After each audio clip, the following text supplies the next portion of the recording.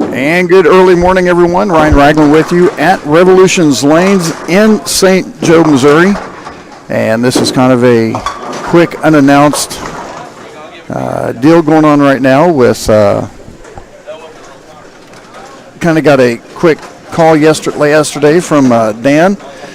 Wanted to know if we could do a broadcast for the 2021 Marvin Bally Open Masters here in St. Joe. And I go, sure. Not much else going on. Good early morning, everyone. Ryan Ragland. This is the Revolutions Lanes in St. Joe, Missouri. We have the seven match games, and then we'll have the unannounced position round, game 8. Deal going top 5 right with, and then we will have the step ladder for the 2021 Marvin Bally Open Masters. Yesterday from Dan. Sit back, relax. I don't know if we could do a broadcast for the 2021 Marvin Bally Open Masters here in St. Joe, and I go, sure. Not much else going on. Early morning, everyone. Ryan Ragland. This is the Revolutions Lanes in St. Joe, Missouri. We have the seven match games, and then we'll have the unannounced position round, game 8. Deal top 5 right with, and then we will have the step ladder for the 2021 Marvin Bally Open Masters from Dan. Sit back, relax. I don't know if we could do a broadcast for the top 5 that we have right now. Open Masters here in St. Joe. We will only have lanes 50 and 16. But you can see sit back early morning. This is the Revolutions Lanes in St. Joe, Missouri. The seven match games, and then we'll have the unannounced position round, game 8. Deal top 5 on that.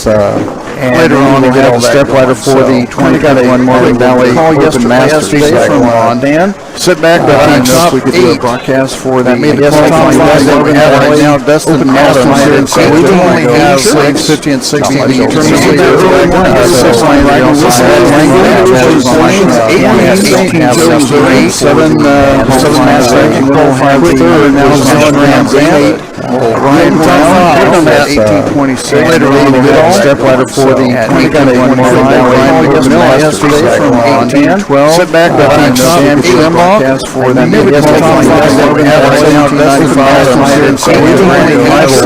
50 and 16.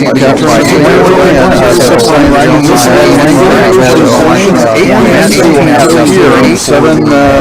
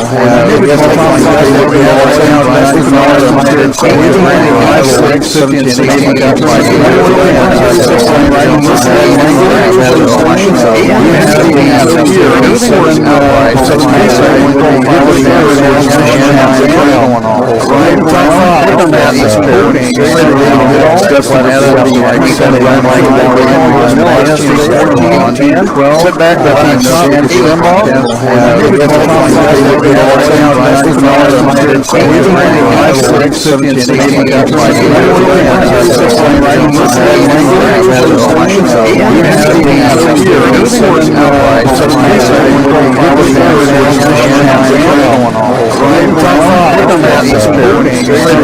broadcast for the Sit back, relax. And broadcast for Sit back, relax. And broadcast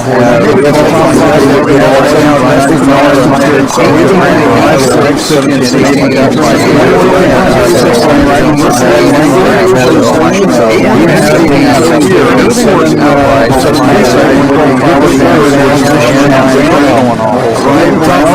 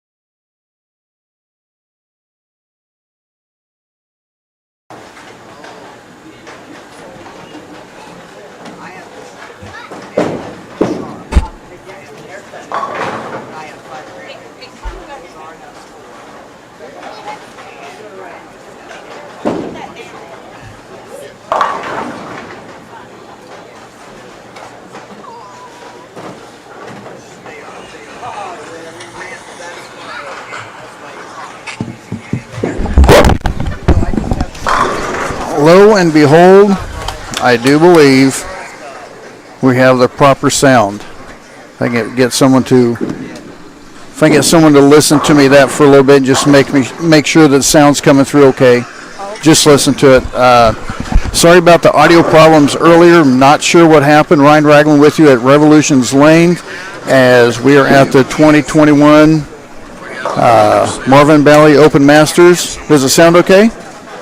Sound good? Let me turn that down just a little bit. Yep. All right. I guess we're good. Sorry about that. I got sound turned down a little bit so it's not overmodulated. Try and get everything situated here. Not sure what happened. Once again, apologies for that. We are at Revolutions Lanes here at St. Joe, Missouri. I am Ryan Ragland with the Northwest Missouri Senior Bowlers Tour. And Dan gave me a call yesterday, said, hey, here's what we have going on, and we'd like for you to come down and broadcast it. And I'm like, sure, why not? So here we are. And to give you an update, this is the eight-game match play. We're going to have a position round, game 8. And right now you are watching Alan Van Zandt and Ryan Brown as almost had the conversion there on the split on the left lane.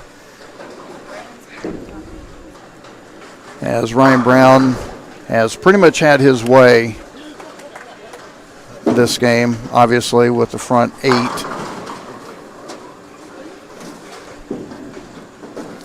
We also have the chat room going on, so if you want to log into the chat page and say something there, we got that set up finally.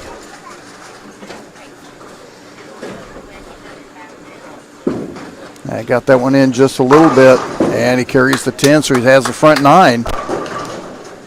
So this is kind of a nice way to start it all. If you can get the match play start with a 300 is Ryan Brown.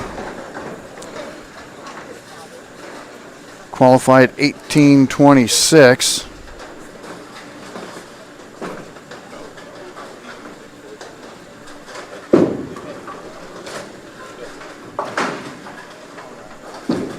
That one way in. High and tight, sir, high and tight. Sometimes that's the way to go.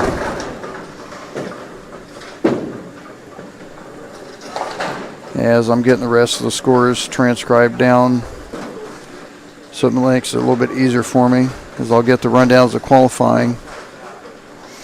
Dustin Adams qualified lead at 1826, 1868 for Brian Lingle. Alan Van Zandt at 1854. Ryan Brown with 1826. That one's in again, and he's got it flush. He's got the front 11. He's playing that left lane extremely further in than he was on the right lane earlier. Dave Goodall at 1825. Brian McMillan, 1812. Dan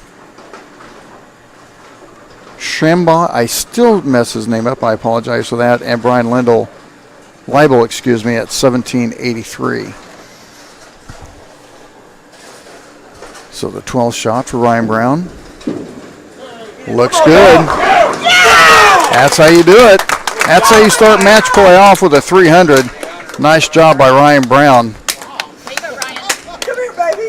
I believe he's still in the Proton Physics. It has a little bit of shine on it, but he had one shot, I think, that had like 4 on the deck earlier, you might have saw. Other than that, they were pretty much dead flush. So Ryan Brown with the 300, game 1.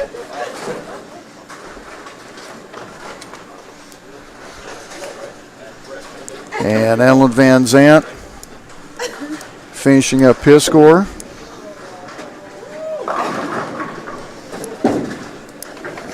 Once again, earlier, apologies for the mishap with the audio. I'm not sure quite exactly what happened, but we got it going, so I'm happy about that. But make sure you hit the chat page, drop in a message or something, where you're watching from. Hey, Ryan. Nice job, man.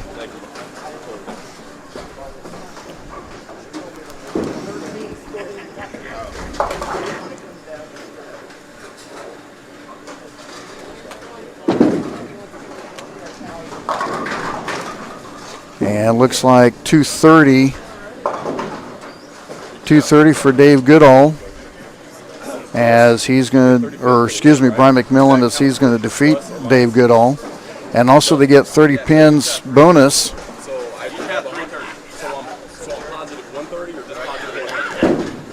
So 130 pins over is not a bad way to start match play, as Dan and Brandon Leibel are still bowling on 19 and 20,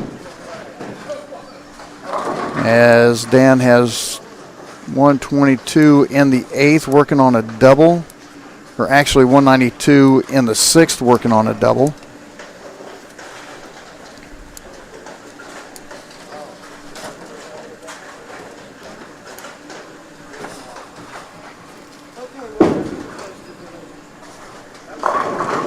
And he goes weak 10. Can't quite get the ball to finish up. That's going to put him down a little bit. It's hard for me to go through the scoring the way this system is set up, how it counts the shots up.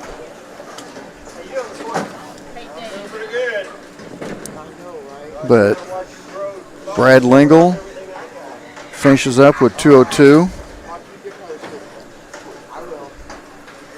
As Dustin Adams walks up, your tournament leader for the qualifying. As best he can do is 193 with a 3-bagger. Well, take it back. Like I said, this scoring system has always thrown me, and I never watch my score when I bowl anyway. So, yeah, he can go. And that was a split, so that's going to cost him a match at 189.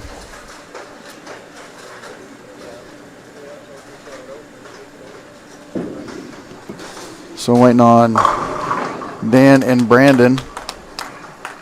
And Brandon walks up and goes high flush.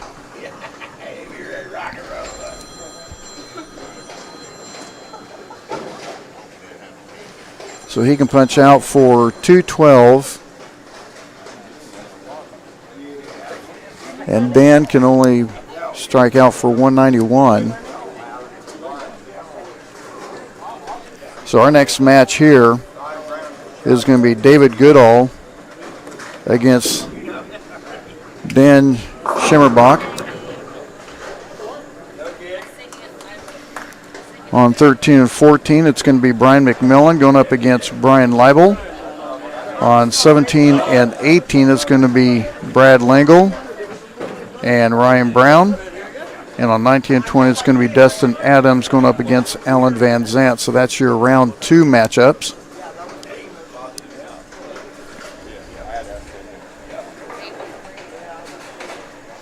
Lisa Finley checking in.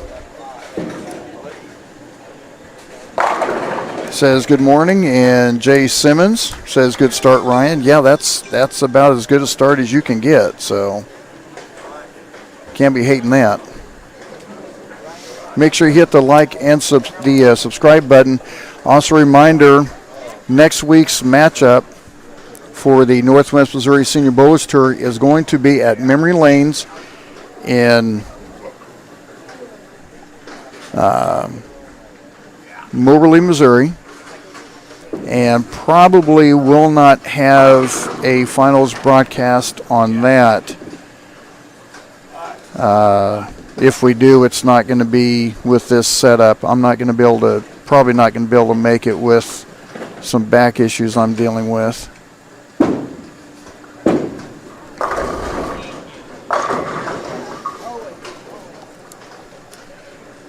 So Brandon Leibel finishes off with 210.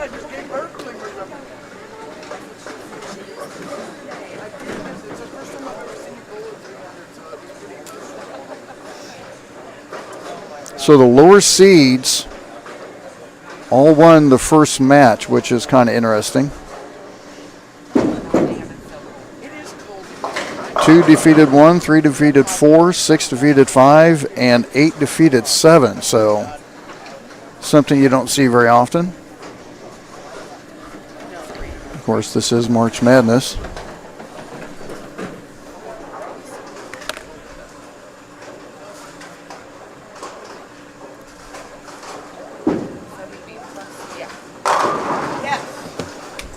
And Ryan Brown picks up where he left off for the first ball in his second game match.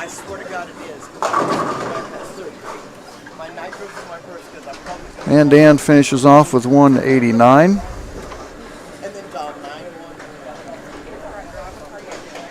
And I'll be getting an update here in a little bit.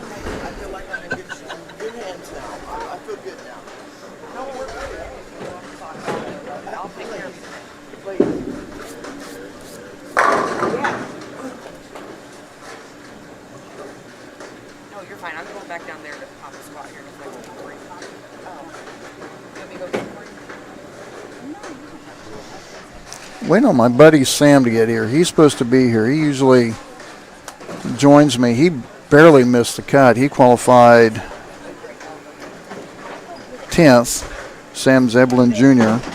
You can't have a broadcast unless you have Samuel here. And I'm going to try to do some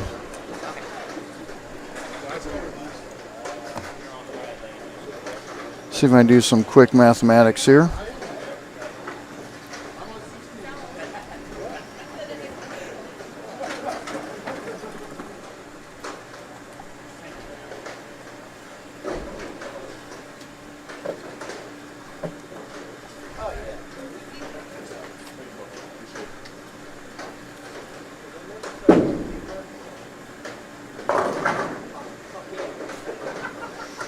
Scores were pretty tight during the qualifying, as Destin Adams qualified 1886 and 1783, so 103 pins separated the top 8, so it's not too shabby there.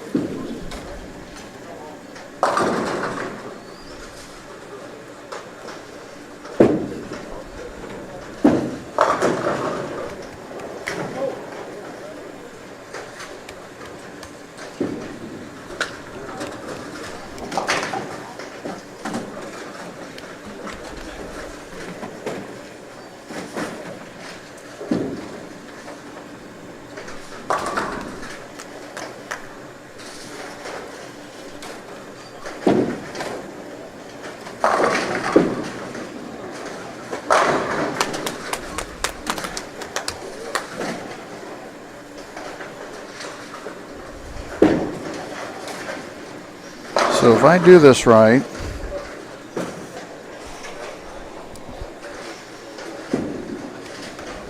obviously leading the tournament after the first game of match play is going to be Ryan Brown.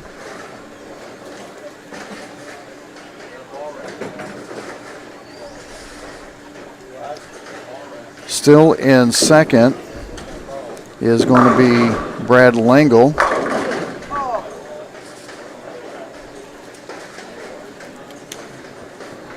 Sitting in third at 2075 is going to be Destin Adams.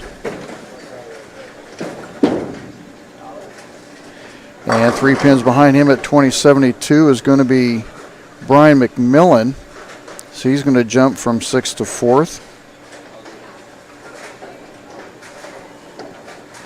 In 5th is going to be Alan Van Zant, as he holds on to his 3rd spot.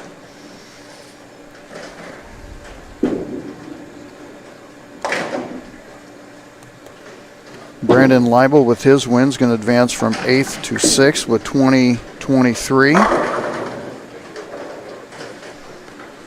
Dave Goodall at 1989 is going to be in 7th. And Dan Schimmerbach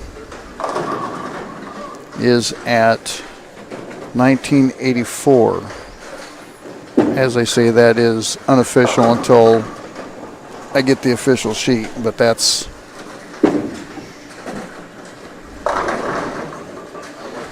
what I have so far.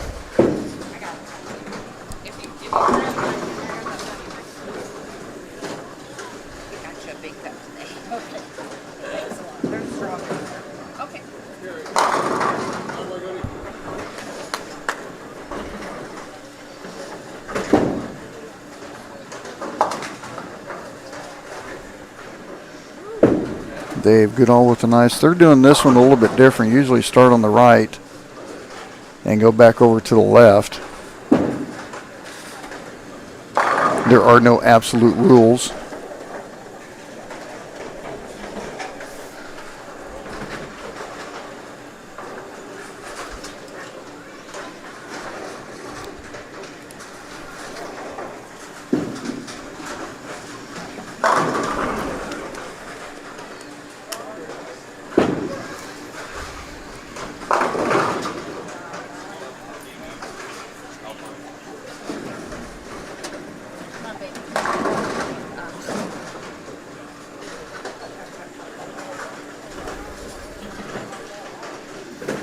Take a look at some of the other matches real quick. Ryan Brown actually missed. So he had the front three, so he threw 15 in a row to start the match play. Gets that shaker 5 to come out. All right, guys, just real quick, if you're interested in the ball raffle, Jeff Wilson's up here selling tickets to the ball raffle. So don't all jump at once. You can just give it to me. I can't throw it right now, but I'll take it. I'll do it when I can. Jeff Wilson with a ball raffle.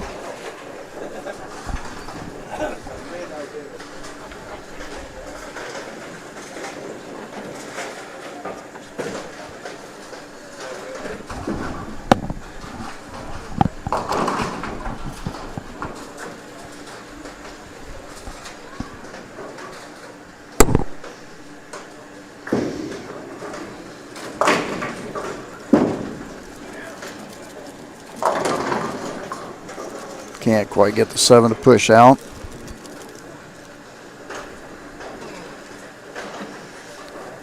So that's going to put Dave Goodall in the lead by a pin.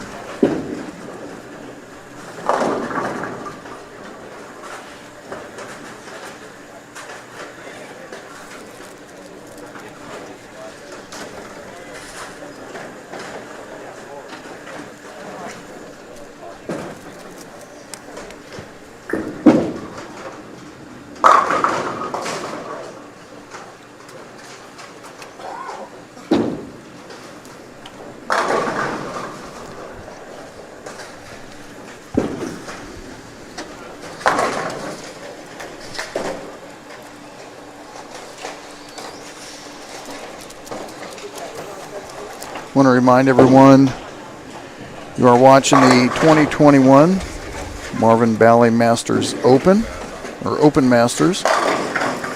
Dave with another high flush shot. Just keeping everything in front of him, keeping it nice and quiet.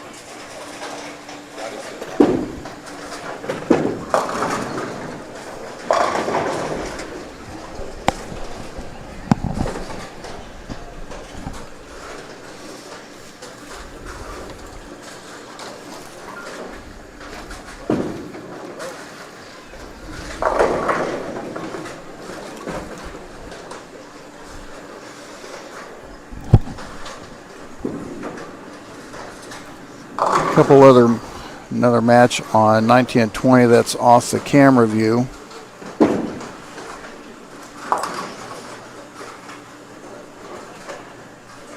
Dustin Adams and Ellen Van Zant.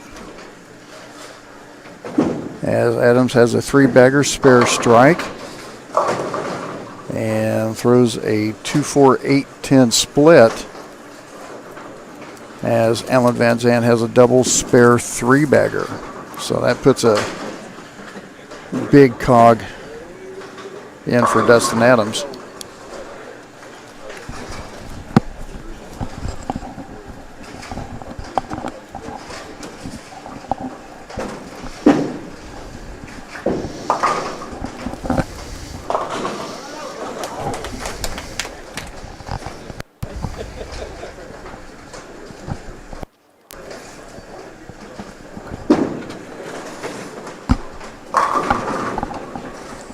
Got the nice little kick there on the 10.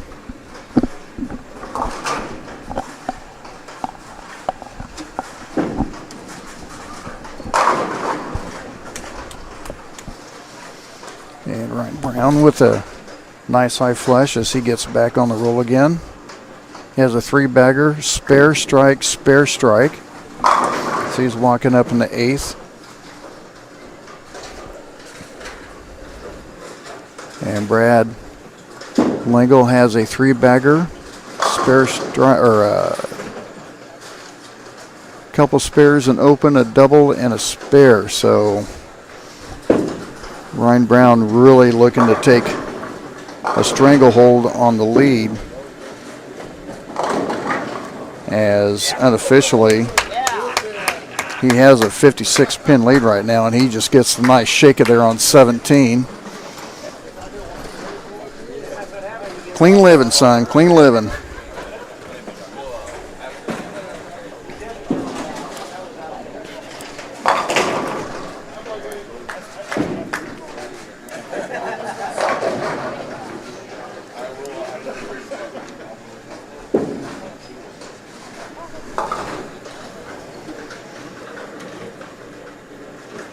Brandon Leibel with the spare on 14, as he has a couple spares, an open couple spares. And Brian McMillan with 2 spares, striking a spare, and he strikes there on 13.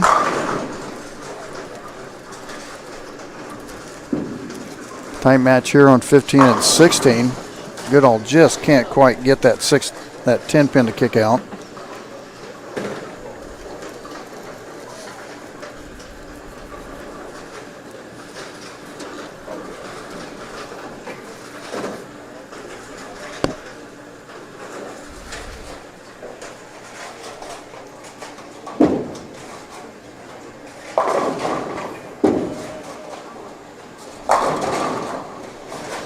Here's a nice shot by McMillan on 14.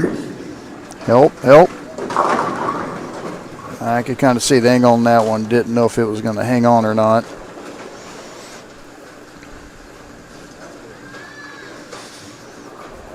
So Dan's looking up to really take advantage of that open frame and double up here.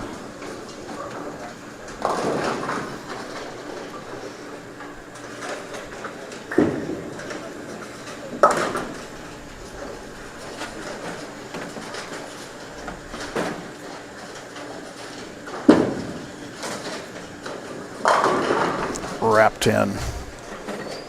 Turns around, not sure you can see, but turn around, he goes, wow. That was a pretty good shot. Ryan Brown, 10 back in the pit.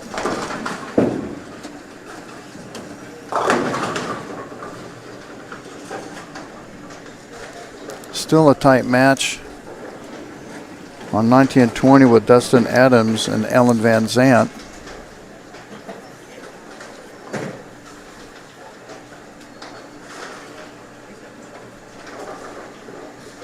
Ellen's going to be shooting a 5-pin spare.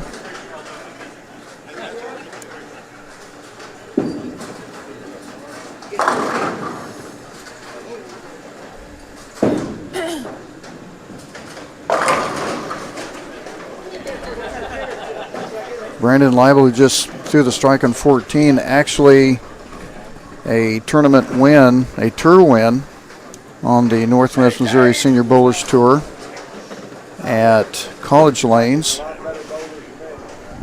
and that was back in September.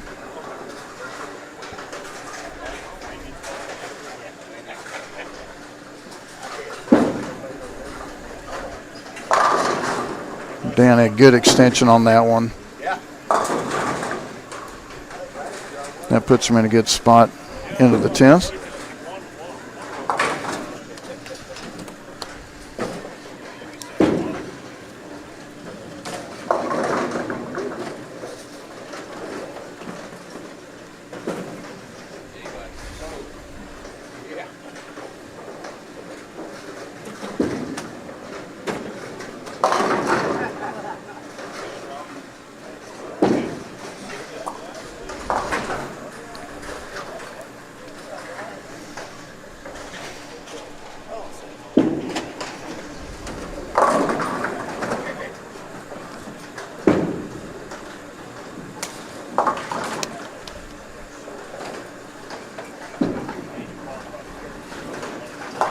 Dan Goodall needs to get into the 10th and put some pressure on Dan.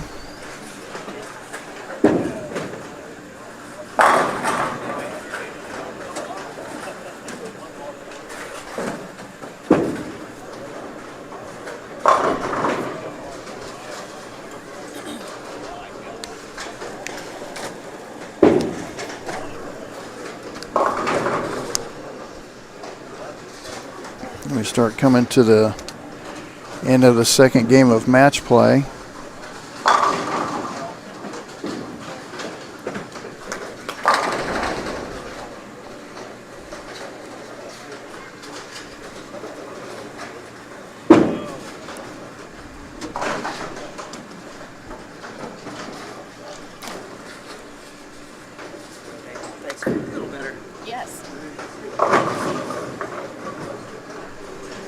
Trying to get scores written down here. As looks like Ellen Van Zant's going to come up with the win over Dustin Adams.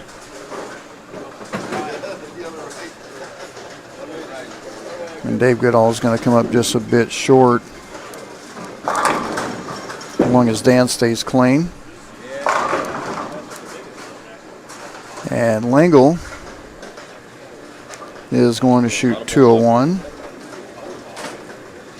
So Van Zant's going to win that one, 237 to 201.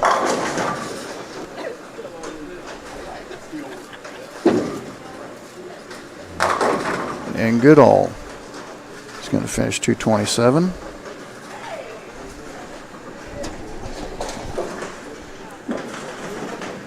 Lisa Finley, thank you for hosting the tournament live today. We really appreciate it. Well, thank you. I'm sorry something happened with the audio, but I didn't panic. I got it straightened out. So glad you're on here, and thank you for the words. Glad you're appreciating it and tuning in.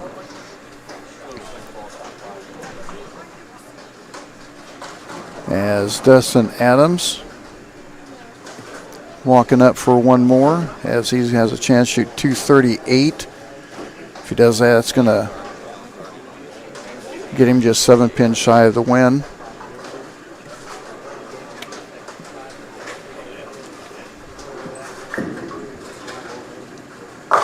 And he goes 238. That's not quite what Dan needed. Now he needs to make that spare. I said all he had to do is just stay clean. And that was the worst time to have an open.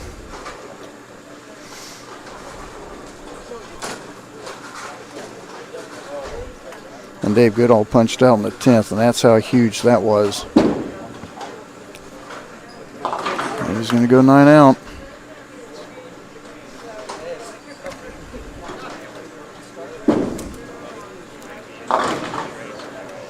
So Dan loses that one by 1 pin.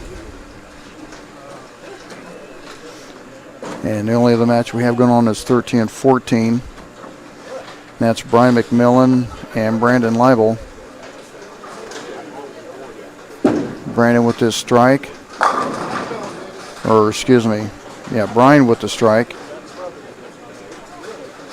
But he has a 9 count, left a 7 pin. Shoots 203.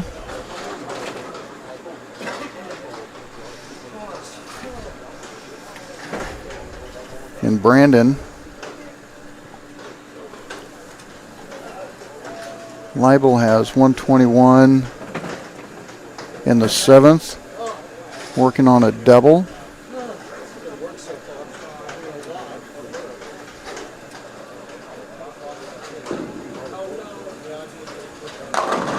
And he walks up and strikes that one. He might have gotten that one out a little bit more the way he was walking it out. But that's going to work out pretty well for him. So he can shoot 211 if he punches out. Hello, ma'am. Hello, how are you? I'm good. I'm better now. Still waiting for my buddy Samuel to get here. Kind of disappointed he's not here already.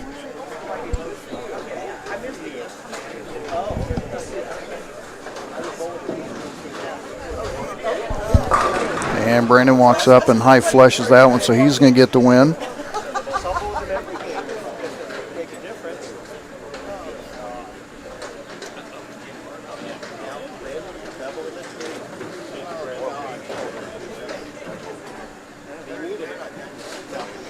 So Brandon Leibel is going to go 2-0.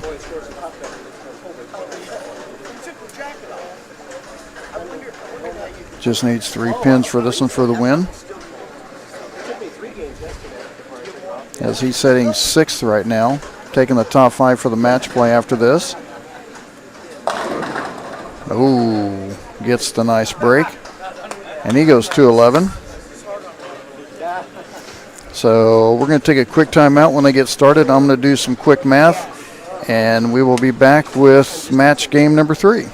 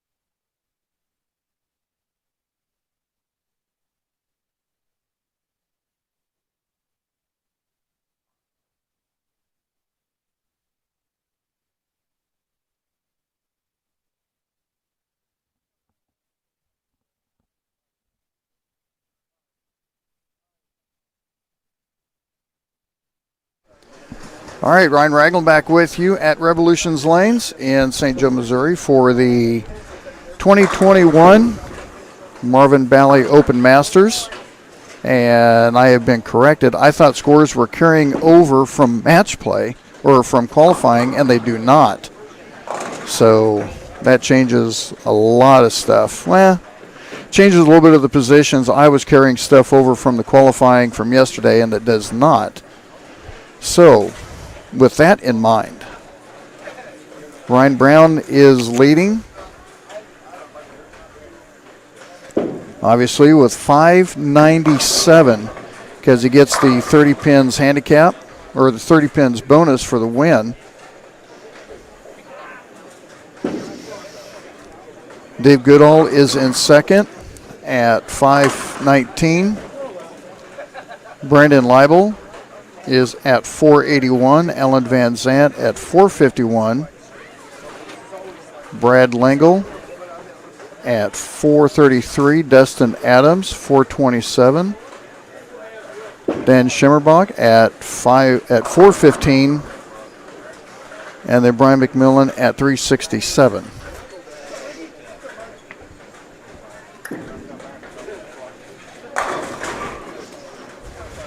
Dustin really looking for that one to face up as he's more of the power game.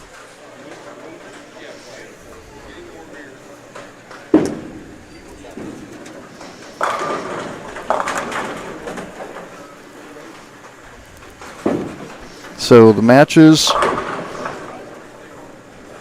for the third game on 13-14 have Ryan Brown against David Goodall. This match here, Dustin Adams against Brandon Leibel. Alan Van Zant and Dan Schimmerbach on 17-18. And then Brad Lengel taking on Brandon. There is, set your carcass down, old man. Get over here. I've been waiting for you. I had laundry to do. You had laundry. You got someone else to do your laundry. Get that headset on there.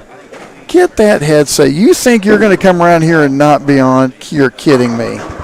Good Lord. Get this down here for you. Samuel. Dude, I mean, I'm looking at this sheet and you missed a cut by 23 pins. 23 pins, yep. Spares, son, spares. Well, if you look at my last three games, the sixth and seventh killed me. Yeah, the sixth one you really didn't need the $1.85. Yeah, only missed pocket one split.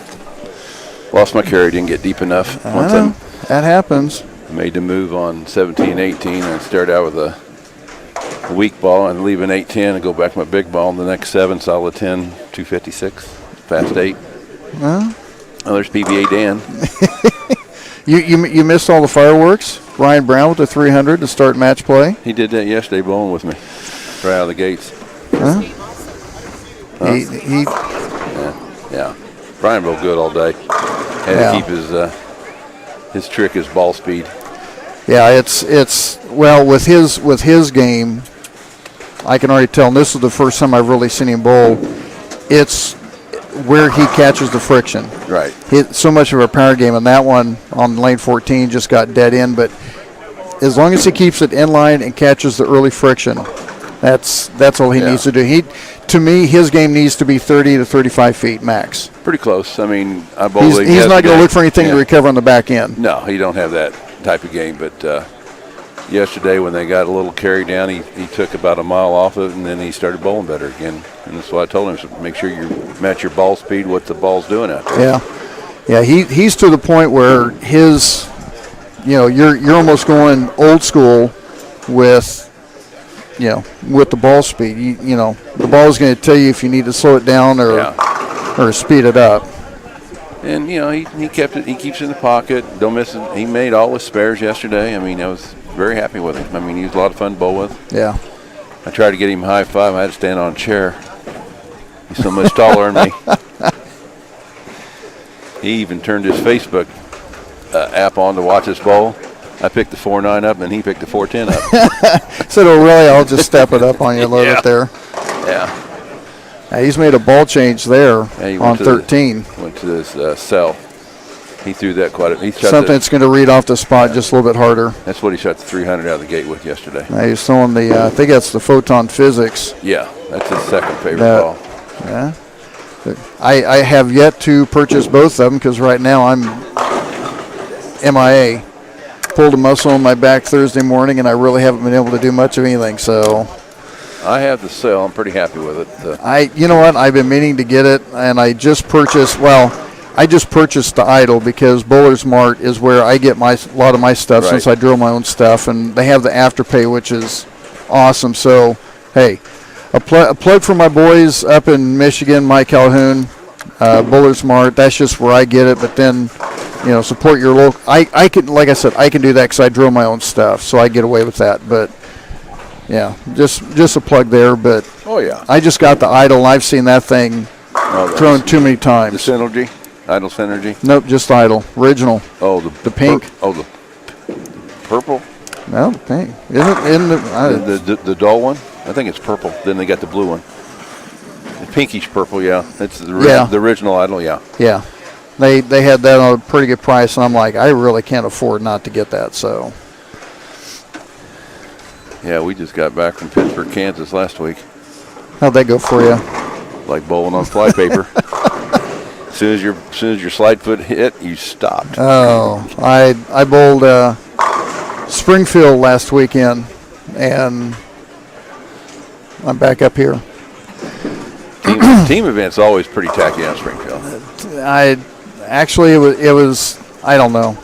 I really can't say anything good or bad because I wasn't throwing the ball that well. I hadn't thrown it in 2 weeks, and then you go on, any type of sports shot, it's going to make it difficult if you don't have a group of people working together to break it down. It's just going to be tough. So, yeah, we bowled it last year, and we tried to tell our fellow Texians to start out and work it in, and they all started deep, and then fellow Texians, yeah, they go to the Nationals with us, and all of a sudden the guys who wanted to hook the ball couldn't get it back, and the guys in the middle is just straight left. Yeah, I see Dustin's on quite a roll. This has been a pretty good pair. Last game with Dan and Dave, both of them started off pretty well. And now we got the banker up on lane 16, Brandon Lible. Already, I mentioned he won at College Lanes. Yeah. Earlier this year. Won state all events in Joplin. Oh, did he? Yeah. And I think he might have won singles. He won a doubles event with Alan Van Zant maybe 10 years ago, state. He kind of got on, he struggled the first 4 or 5 games and got on a roll the last 3. Shot really big the last 3. But I did miss 3 10-pins yesterday. That's the only spares. That'll do it. Yeah, that's the only easy spares I missed.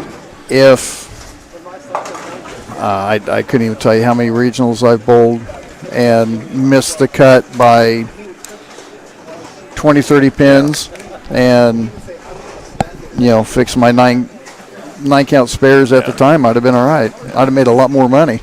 I threw my UC2 most of the time yesterday. I was real happy with it. UC2? Yeah. The new Rubicon. I hear UC2. I keep thinking the U2. Yeah. The U-Dot. Yeah. Back in the day. It could be. But, yeah, I drilled it up, and that's. I kept it on line, kept it in front of me. It really worked. You don't have enough hand to keep that ball in the lane, do you? Or speed, I should say. Well, I was 15, 16 mile an hour yesterday. All right. That's like light speed for you, isn't it? Oh, yeah. My shoulder's hurting.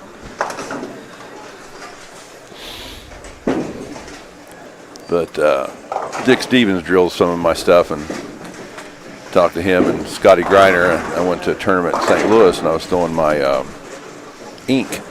Hustle Ink. Oh, my goodness. And I got to game 6, and it was just week 10, Mm-hmm. And so I stuck with it one more game. And in game 7, I don't miss a pocket. She won on 209 strikeout, so I talked to him, and Scotty and Dick both suggested like a 12 o'clock pin over the ring finger and give me a little bit more length, and it worked pretty good. Is there any good stories coming back with the tournament with Scott Griner? I mean, usually there's always something coming back in. The time we run out of gas going to the senior masters, and the gas station was a mile away. How do you do that? I wasn't driving. That's how. Gotcha. Ooh. A little too fast. 8:10 from Ryan Brown on lane 14. His ball speed got it in. His ball speed is up just a hair. See, Dan's kind of. So Brian McMillan finishes off with 2:14.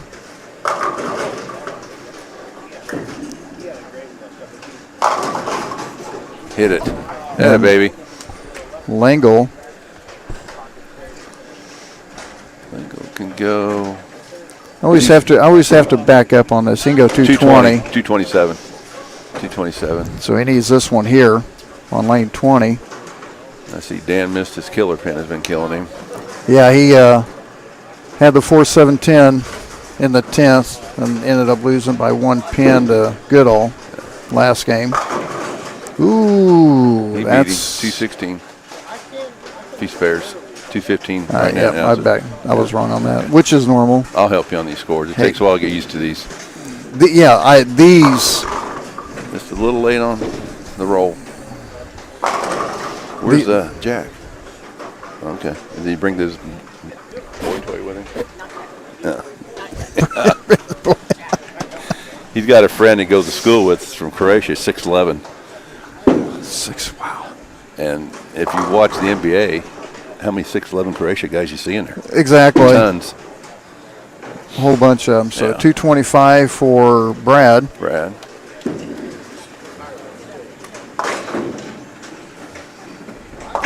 So he's going to go 2-1 after 3 games. Okay.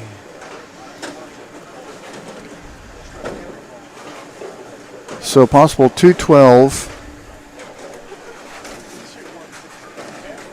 212 for David Goodall. Yeah. And 207. So he's going to need. So now Dave's in a reverse area. He punched out in the 10th to force Dan to mark. Yeah. And ended up opening for the win. So now he's going to have to walk up and double off a good count here from Ryan Brown. He's going to go 7. That's going to give him 204. Yeah. And Dan talked to me yesterday about coming down here. I thought he was talking about doing the match play finals. I didn't know he was going to do the whole thing. Otherwise, I'd been here a little earlier. I didn't wake up till 8:30. I was tired. You were tired. I went for a 3-mile walk after we got done. I'm not even listening to you about being tired. I am. I'm like a super senior. Well, you're something, that's for sure, son. That's why we love you.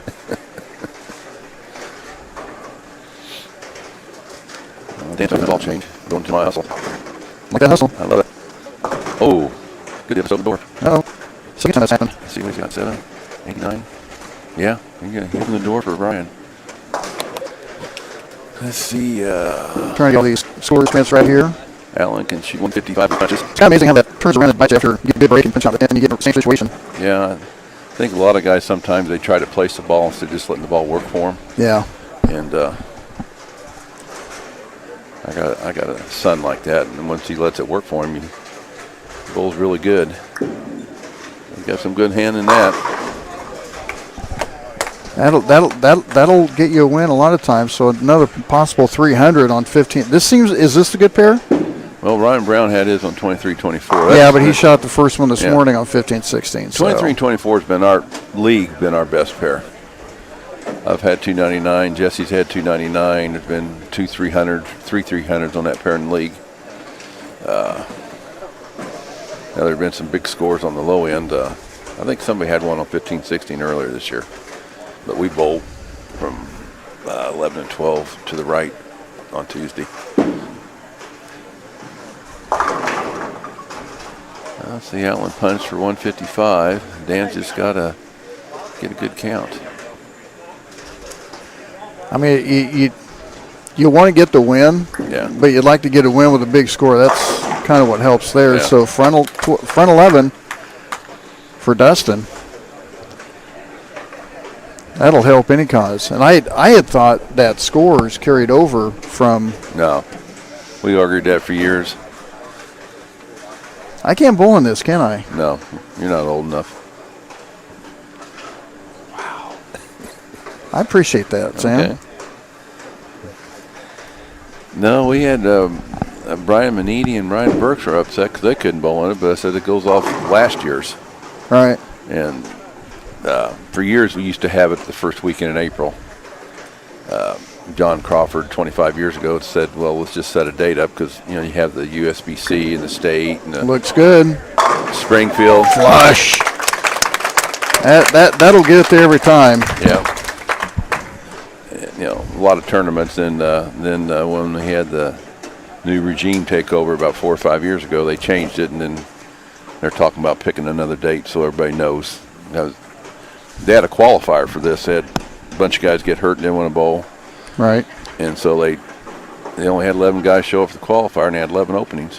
Wow. And 40 guys were down bowling in Wichita because they had to move their tournament because somebody didn't get their entry in quick enough. Well, that'll do it. Well, it looked like Dan pulled another one Dan off. will get the win, but he's not happy about having another open in the 10th frame. That's going to ends up adding up after a while. So 165. Hey, little Patrick, what's going on? What's going on, fella? He was yelling at me yesterday. You need to talk to him. He said, so Ryan Brown with the win.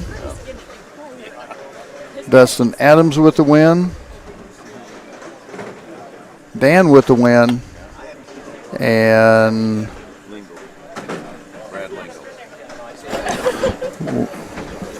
there he is. Lingo with the win. yeah. So trying to Good game, Dust. we'll get an update here in just a few minutes. Well, I'm sure if you want to bowl with them, we got openings on leagues down here. You can come get your 66 games in, and then I'm lucky to get any amount of games down in Ottawa. Ottawa. Yeah. Was that in Canada? Oh, Ottawa, yeah. Yeah, moving down to Ottawa. Got a house we're getting built down there. And Oh, okay. so, plus it works out with work being 10 minutes away. Now it's going to be like a half hour away, but I'm okay with that. And then we got two lefties going at it again on 13 and 14. So the matches for this game We got Dan on. is going to be Alan Van Zant and Brian McMillan. Yeah. We're going to have Dan again with Brad Lingle, Dustin Adams, and Dave Goodall on 17 and 18. And 19 and 20 is going to be Ryan Brown and Brandon Leibel. That should be a pretty good game. Dustin picks up where he left off. Dustin gets on a roll and throw a bunch of strikes.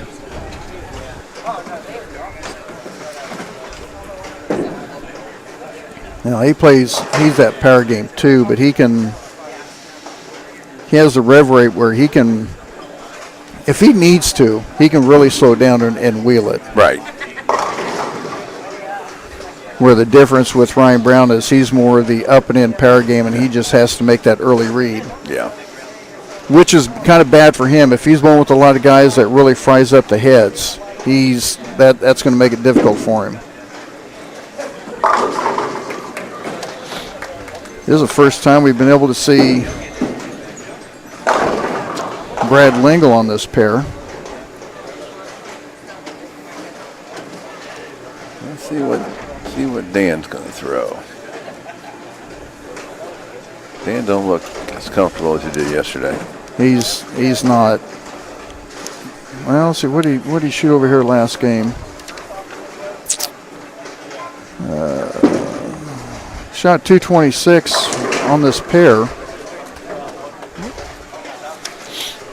Thanks, sir. And updated. Ryan Brown still in the lead with 831. Dustin Adams jumps up to second after that 300 and 757. Brandon Leibel at 708. One pin behind him is Dave Goodall at 707. So that's where that costly open comes in. 688 for Brad Lingle. Dan Schimmerbaugh at 6:10, Alan Van Zandt at 6:06, and Brian McMillan at 5:81, and that's your update after 3 games. Oh, pin in the gutter on the lane.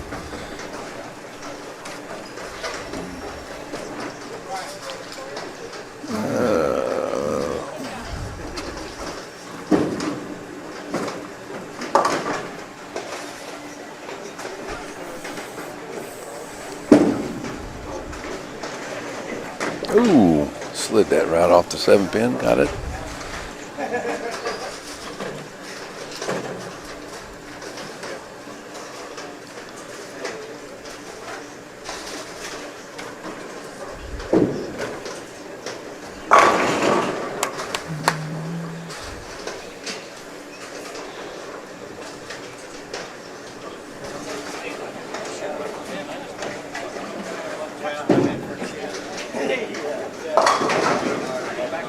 Allen don't look as comfortable as they did yesterday.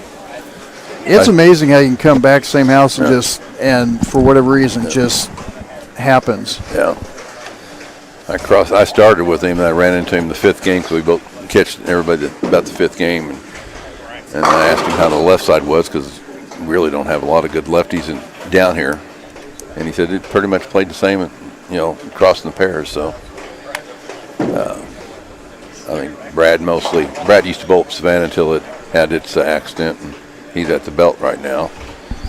Allen bowls at the belt, and McMillan both bowls at the belt. Speaking of the belt, I actually saw, kind of surprised me, I had to do a double take. I went to, was it E Lazzarone, the pizza place? Pizza place. Yeah, right across the street from a steak place on Frederick. And Frederick turns into... Oh, yeah, okay. I know there's 2 or 3, There's 2 or 3 pizza places. And right across the street there's a steak place. Right. And I actually was...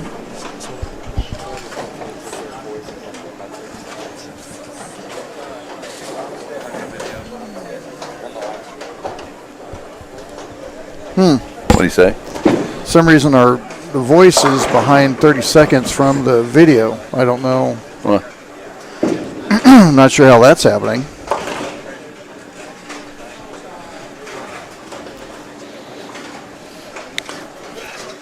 maybe it's just the pressure of me showing up late. You just came and screwed everything up. Is what happened. I can go home and work on my gutter. I don't know. In fact, I'll have to. I don't know. I guess I'll have to check my phone real quick and listen to the audio, but I'm not sure why that would happen. Well, Dustin got another one, 10 in the pit. Kind of drilled it.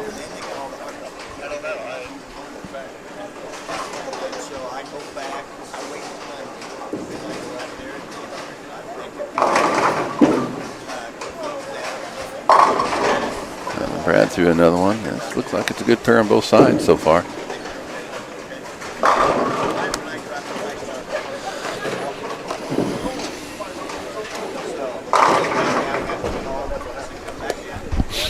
Yeah, it's kind of listen to it. It's behind, but I'm not exactly for sure why it would be. I've never had that happen before. That just kind of screws up the whole broadcast doing it that way. Dan got on the wrong lane. Got caught.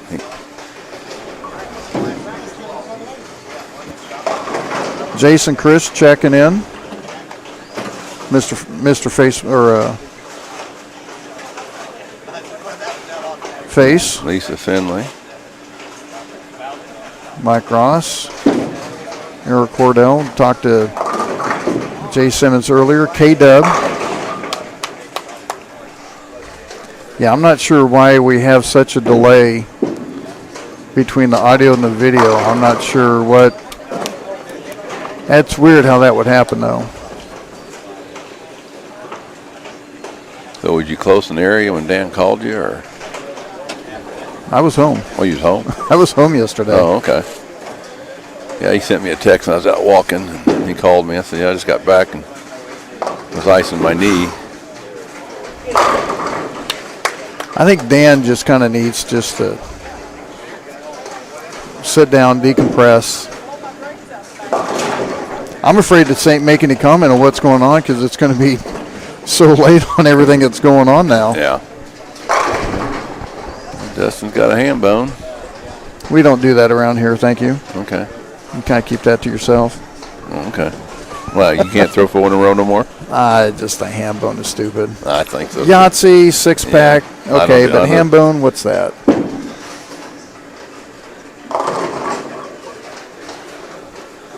Dan looks lost. I was about ready to say that. Oh, got the nice backside spare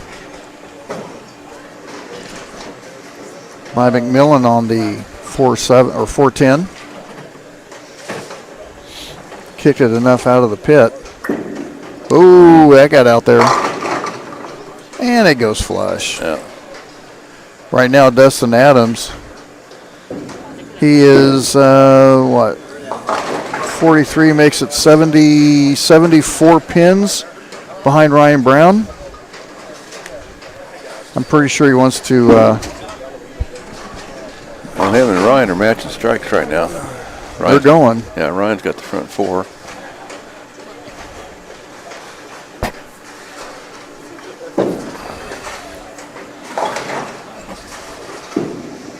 After the match play, we'll reboot the computer and see what that does, but I'm not sure why we have such a... Me. That couldn't have been yours. You wouldn't have anything so Tinkerbellish like that, would you? Well, it said drought could change the world. It's a Weather Channel app. Well, ain't no drought around here, that's for sure. No. No, it was pretty dry in this area for about 3 months last year. We didn't get any rain at all. It's soaking it up pretty quickly, too. Yeah. We just don't have the winters we used to have. No, but we had the cold for about a week. Good night. Yeah. That was pretty flush. Ryan got another one. So he's got the front 5. Dustin has the front 5. Ryan with a, what'd I say, 3 pins. 73 pin lead. Yeah. That would be young again, you know. Yes. Be young again with the equipment out nowadays. Yes, but I like seeing Bull on what we started on. Oh, they wouldn't know what to do. that's the whole thing. I shot. What'd you shoot your first honor score with? My first honor score. I shot a 300 with an edge, Brunswick. Ooh. Mine was a 299 with a Brunswick automatic score. Wow. Yeah. I felt pretty good about that one.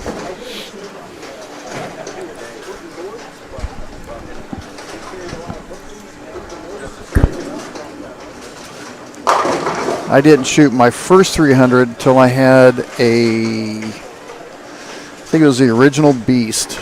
I like that Beast. That was the purple pretty good. one? Yeah, yeah, that was pretty good. Yeah, I like the purple and the blue one.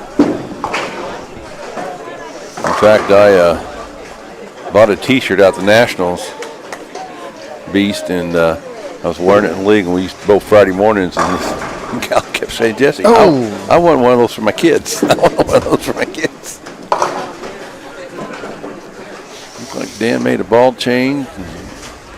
Got a little farther right. He went back to UC2. That's what he threw all day yesterday, basically. So which one is stronger, that one or the Photon Physics? The Rubicon. I was thinking the green Rotagrip. My bad. I was thinking wrong ball. The RTLS. Yeah. I've heard it both ways. I talked to a guy who drilled balls, and he said he would drill the Rotagrip instead of the Proton. It just depends on which company you like, basically, anymore. That it depends on your game too. Yeah. So Dustin keeps his string going. No, he left a solid 10 pin. Oh, I didn't see that. Yeah. It was covered up. So both of them are going 279 between him and Ryan Brown for a battle for the lead. Yeah.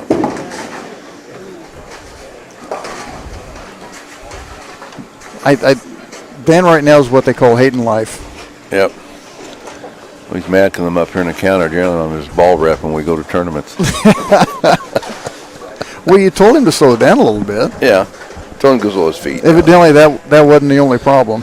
No, I think he needs something a little bit more aggressive. Surface, a little bit more aggressive surface. Yeah, he threw that Rubicon. He got it out probably a little bit more than he wanted to. Ooh, Libel. Or Lingle, excuse me. Lingle got slow.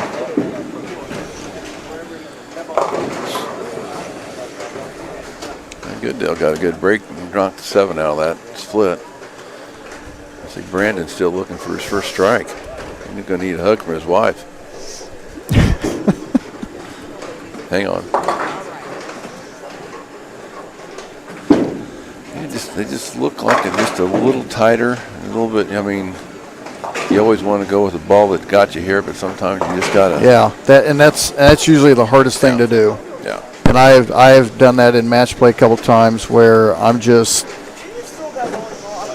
Yeah, you trust it. You don't want to. You always dance with the.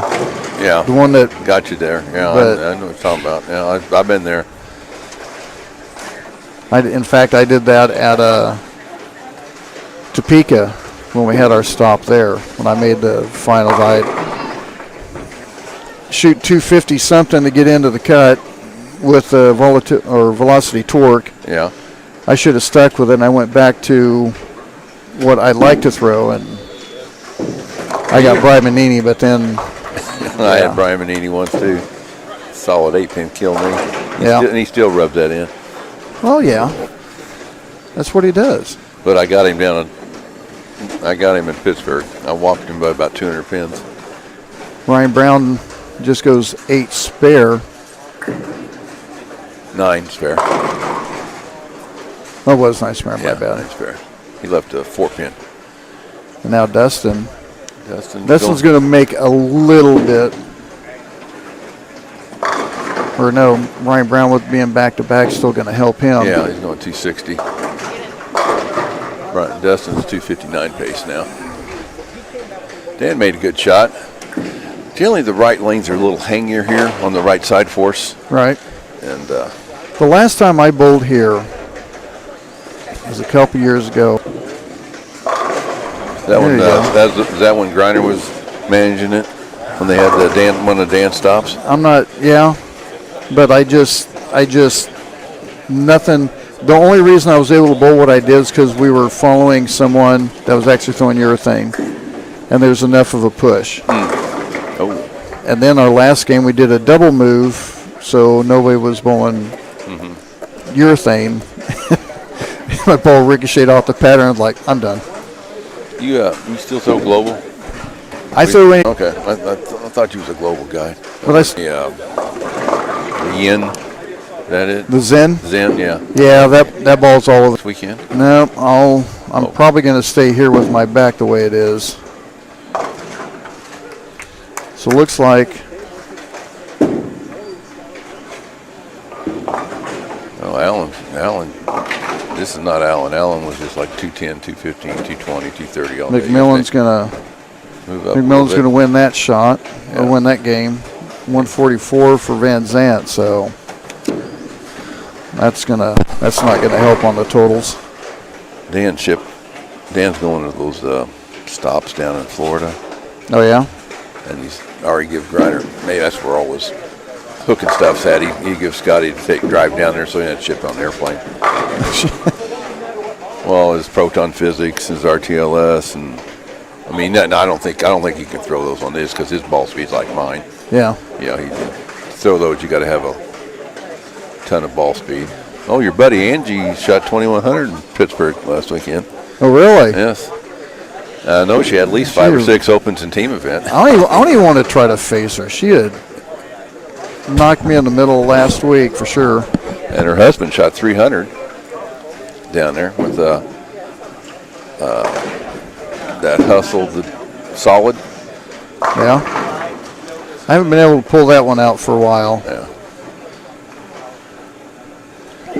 So, good all. Oh, that's bad. He's going to fall on this one. Man, that's 3/10 frames in a row he's open. No, 2. That's 2 in a row he's done that. But I thought he said he did against Dan too. No, he punched out against Dan, Oh. and Dan opened in that one.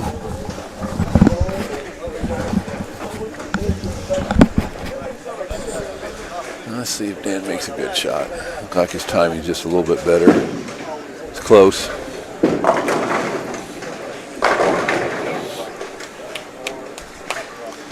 What I found out with that Rubicon UC2, it seems like for me, the straighter you keep it on line, the better it hits. Now, Manini hooks the lane with his, but that's right. He's got a rubber hand. Let's see, Dustin can punch out for 240. Ryan Brown, Ryan Brown can punch out they punch out the same exact score. I'll make it interesting. Nice game, but you didn't collect any pins. Yeah. Well, Ryan Brown just gave him the opening. Stay with the shot, Dan. 2-4-8-10. Yeah. Ryan, but he's going to win his match. Yeah, Dustin wants this one for sure. At least try to make up a few pins. Yeah, he pick up another 10 pins on him if he gets this one. Good ball. Dustin's got a pretty good roll. He's feeling it right now. He's got a pretty good roll. So he's going to try a different ball. Fill ball. So 236 for Ryan Brown.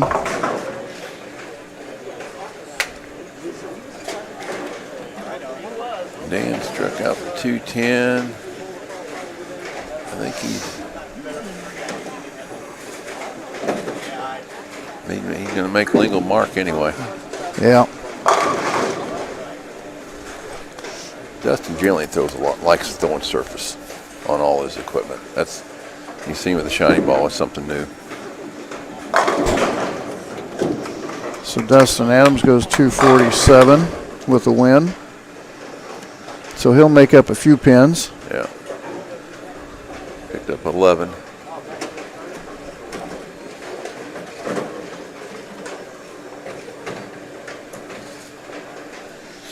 And waiting on couple bowlers to get done.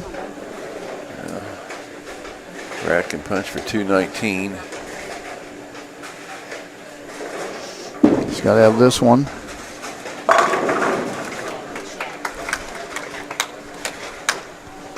Yeah, it says our frame. That might be the reason why. It says drop frame rate. I'm not sure the reason why we're having that. So apologize for the delay in the sound to the video.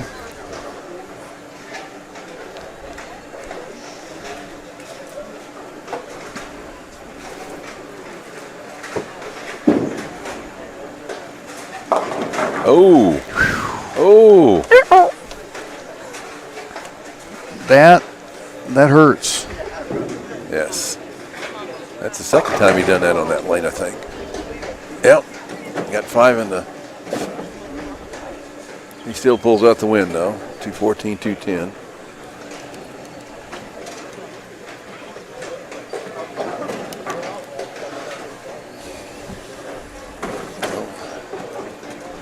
Like Dan's got the. And then Ryan Brown's back on his pair.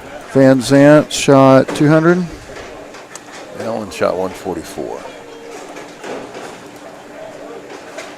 Oh, what was I looking for? Oh, Leibel. I'm sorry, Leibel shot 200. Yeah, 200 on those. So the next matchup Do what? for Game 5 is going to be Dan and Dustin on 13 and 14. We're going to have Ryan Brown and Ryan McMillan. Ryan shot 300 first game on this pair. Then Alan Van Zant, Brandon Leibel on 17 and 18, and then 19 and 20 is going to be Dave Goodall and Brad Lingle. And we'll get an update here in a second.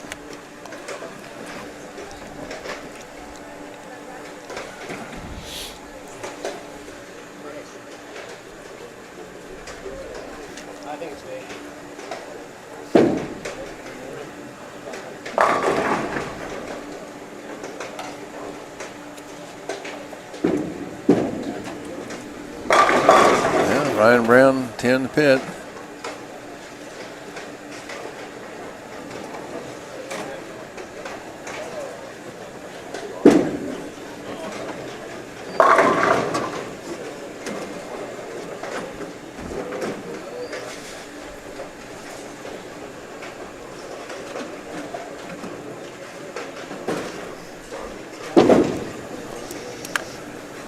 So hopefully after,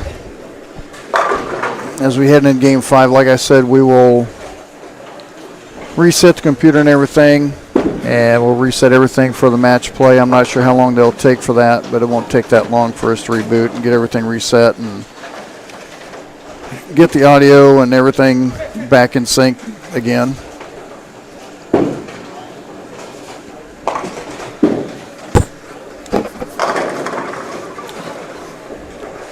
As we'll get an update here in a second. Two of the lefties are full rollers. You didn't know that.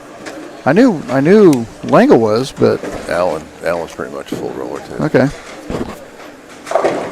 Oh, Brandon gets a break. Thanks, sir. And an update after 4 games. Ryan Brand still leads at 1097. Dustin Adams at 1034. Made up a few pins, made up 11. 932 for Brad Lingle in third. Brandon Leibel at 908. Dave Goodall still hanging in there at 902. Has a little bit of a cushion with Brian McMillan at 842. Dan Schimmerbaugh at 820, and then Alan Van Zandt at 750. So that's your standings after 4. Dustin's on a steamroller right now. Everything's matching up pretty good for him. That's a train coming in at you right now. Yeah.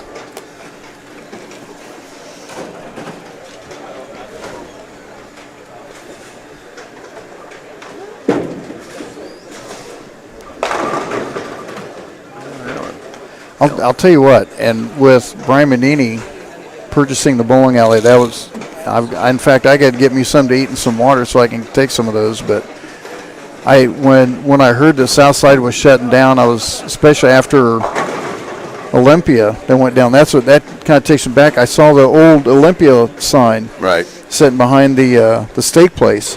Okay. That's what made me think. I didn't know if they had it lit up or anything, or if they just, but when I heard Southside was shutting down and Olympia was down and stuff, I'm like, between the Belt Bowl and the Olympia bowlers, or the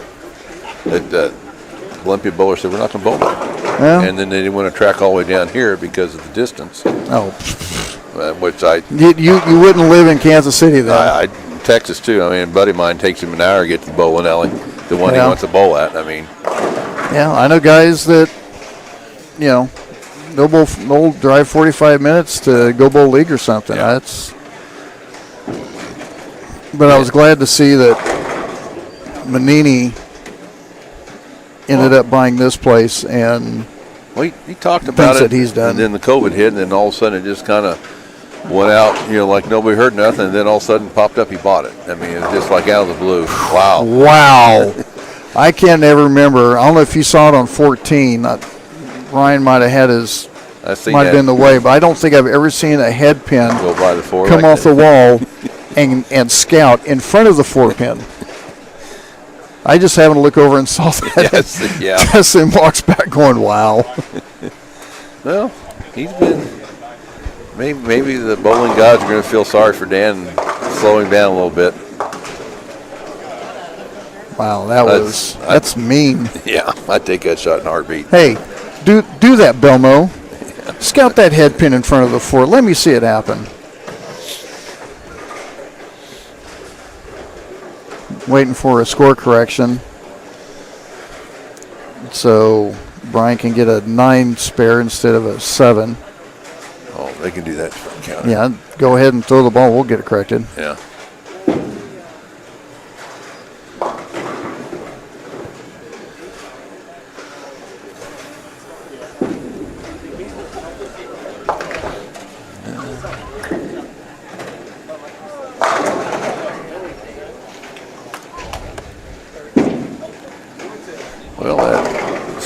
swishing 4-pin give Dan the lead for a little bit. Well, getting a little bit of. See if he can just keep striking.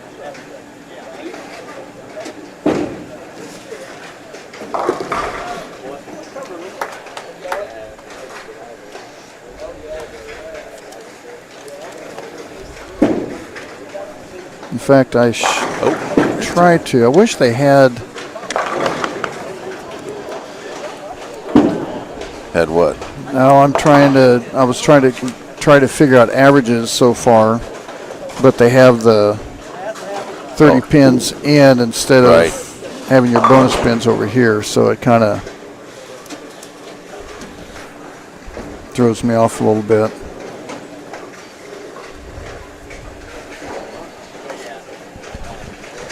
But when you're shooting 300, 230, no, wait a minute.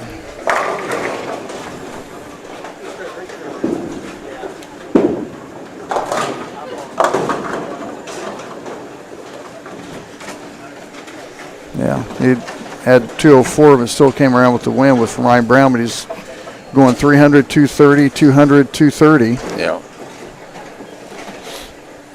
And for Dustin Adams, he's going 189.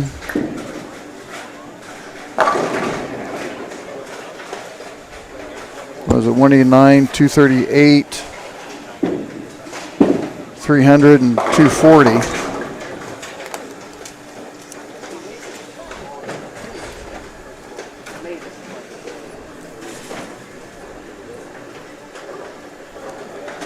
So Dustin up on 13 with a double spare double.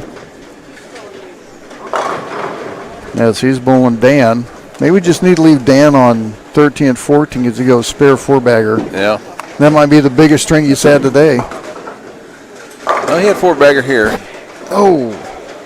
On that pair. He had a chance to shoot 220 against Brad. Yeah, Dustin's just annihilating those pins. Yeah, Dustin's feeling it right now. Ought to be young and have hand again, right? Yeah. Just be young. I don't care about just be young. Being young will take care of the rest of the problems, yes, right? Will. The Arthur and the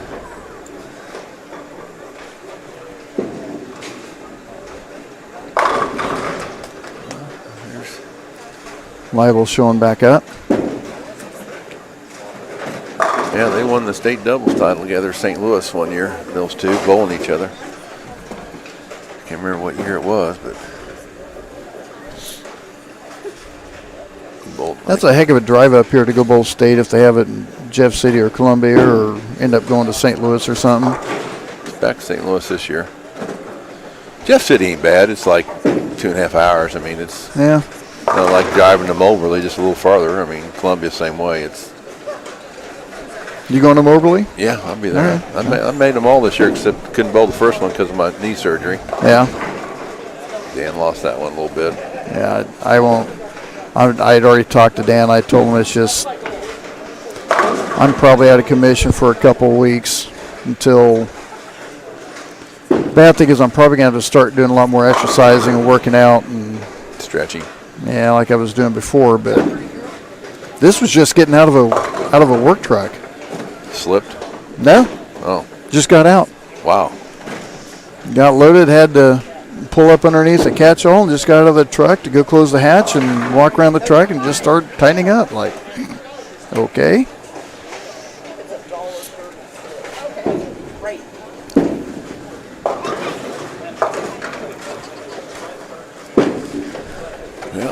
So this is a time for Dustin Adams to really catch up on some pins. So he goes double, spare, 3-bagger. Yeah, Ryan Brown has a double and 3 spares. He's up on 14. Just, and I'll tell you what, these for these pins to be able to fly them around like that, that's pretty good. Yes, these pins are pretty beat up. And the thing is, I don't think he wants to hit flush. That ball's hitting so strong. I think he may start stoning some 8 and some 9s. I think as long as that ball's hitting, I think he wants to keep it in light pocket and just let it work that way.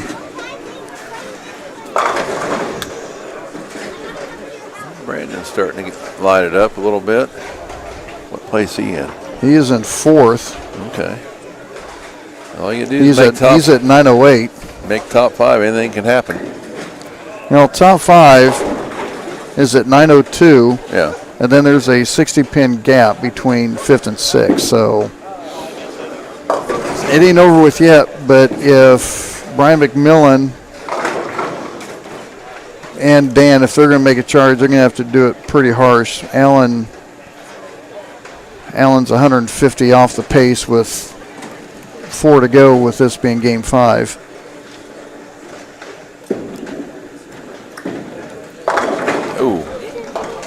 Ooh, Destin got lucky with the spare on 13. Well, let's see if Dan can put the pressure back on him. He needs the double for sure. It's even right now. Dan strikes. No, 10 down. 10 down. That's right. I forgot about the extra 10. He pulled it.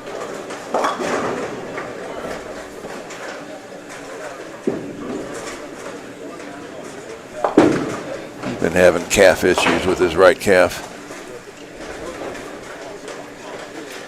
That's not even the plant leg either. No. It just...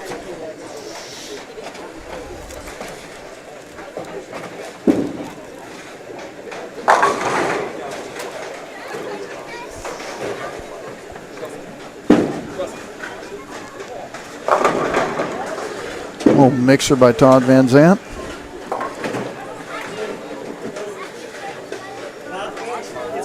Todd Van Zant?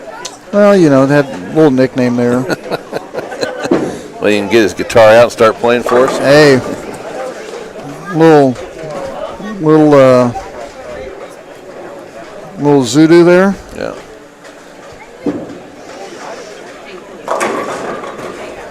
That was an interesting carry by Brown.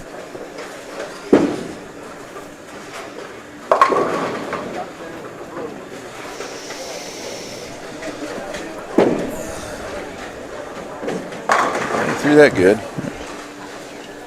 So all it takes is one, right? Yeah.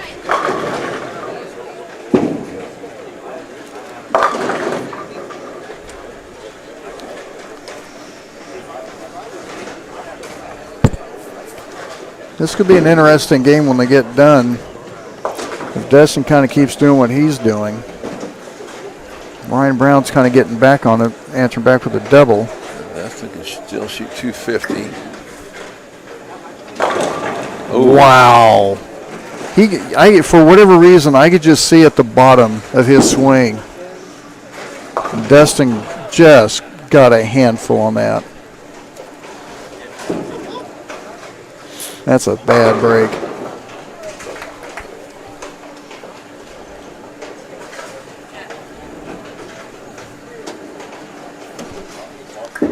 I think Destin's throwing that RLTX. In fact, I think what I'm going to do is I am going to, after this game is complete, I'm going to halt the stream for about 10 seconds and start it back up and see if that resets the... Okay.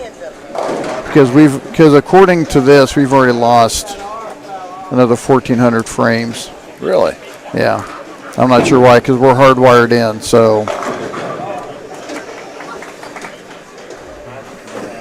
So I don't know if that would be long enough or do it. I don't want to screw it up and end up resetting another element on YouTube. So you into their suddenlink. Yeah, hardwired. Yeah. And the signal is great. Ended up testing that before we got going. I'm not sure why it's doing that.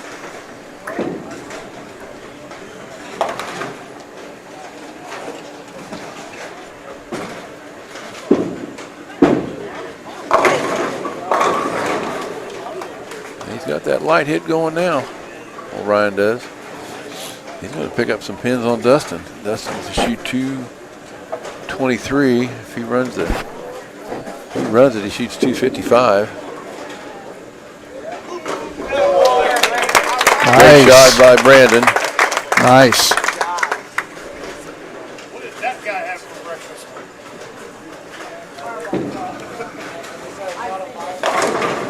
Oh, he about did it again, Dustin. 222 for Dustin. Faster. All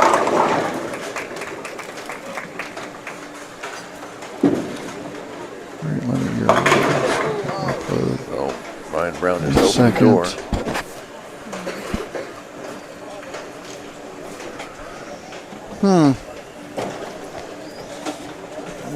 Start getting these written down.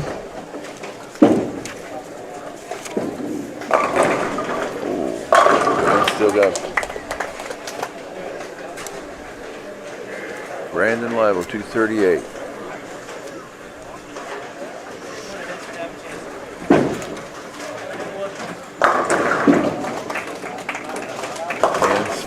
Dan Smirnoff took down Dustin.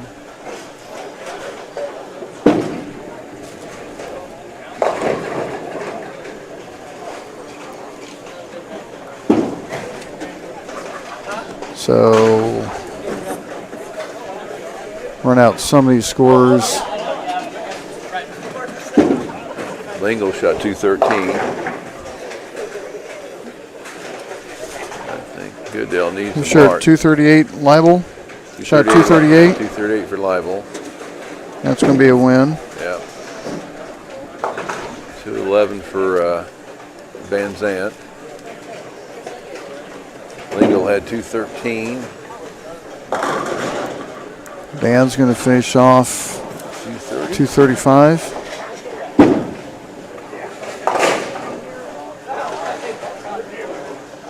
Yep, 235, 222. Yeah. So that's going to hurt Dustin, but he's pretty well in the cut, so that's not that huge. Yeah, the goal is make top 5. I mean, it's nice to lead it, but like Goodell got something figured out. And shoot 220. So Dave's going to have a win there. Yeah.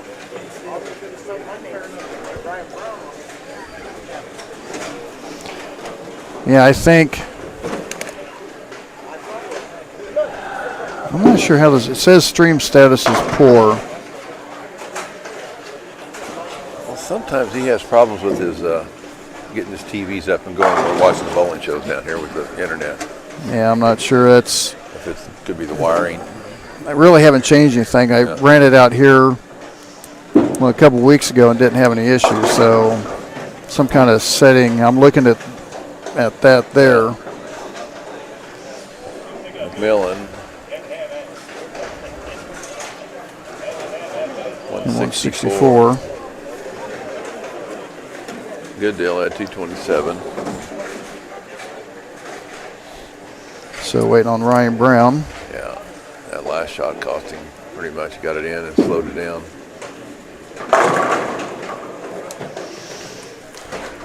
Still going to come away with the win. Yeah. But he wants to get as much as he can to get some pins back because Dustin goes 220 and lost that match.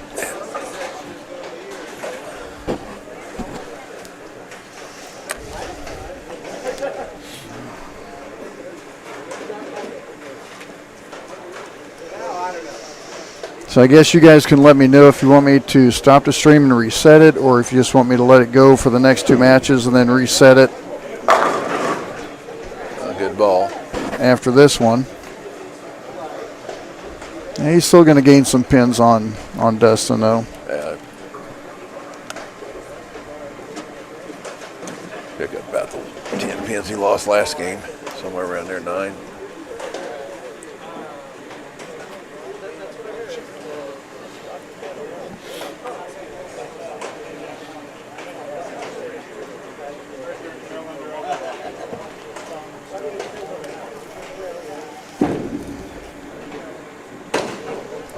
Yeah, that's all right. Yeah. Still win. 10-10, 240. So he picked up 18 pins. So we will get the standing here in a second after Game 5 and Game 6. On 13-14, going to have Brad Lingle and Alan Van Zant. On this pair on 15-16, going to have Brandon Leibel and Dave Goodall. or Goodale. Ryan Brown and Dustin Adams, which is going to be a good match. 17, on 18. 17 and 18. Yeah. Then Brian McMillan and Dan Schimmerbaum on 19 and 20. So I'm going to go ahead and end this real quick, and I'm going to let this restart for whatever reason, and hopefully it'll match up a little bit better. So we'll be right back. Okay. And we'll have to see how that sets up. I'm not sure if I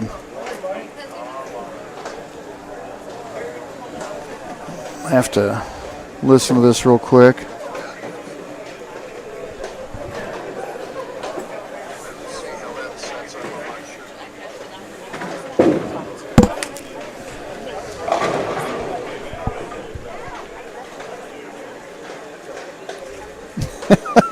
I think that's the sportscaster Sam slowing down the internet stream. Yeah, that's me. Well, I'm not sure. I think we're on real time now. I'll have to kind of see. We have a deal in here that shows frame rates or dropped frames. So I'm not sure what the issue is, but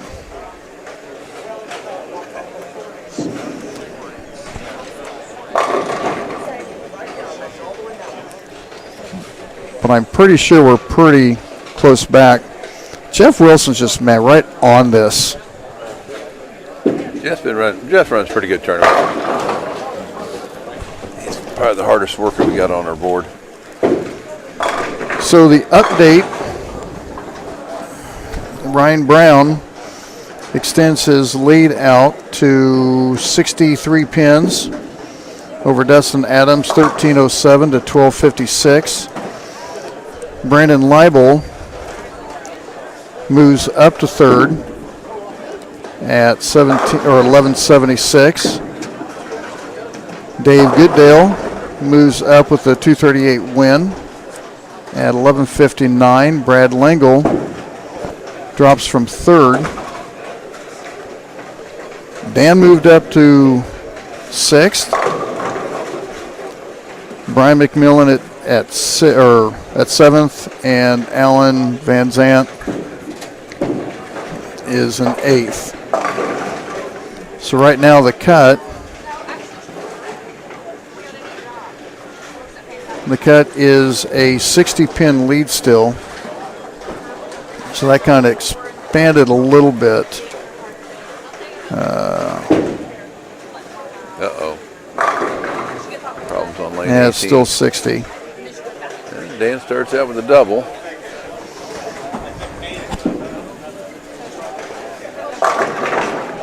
I see the old owners down here, Richard Schuster.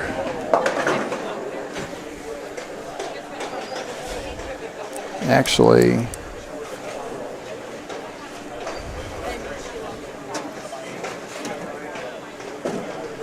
I didn't get the scores transcribed down here.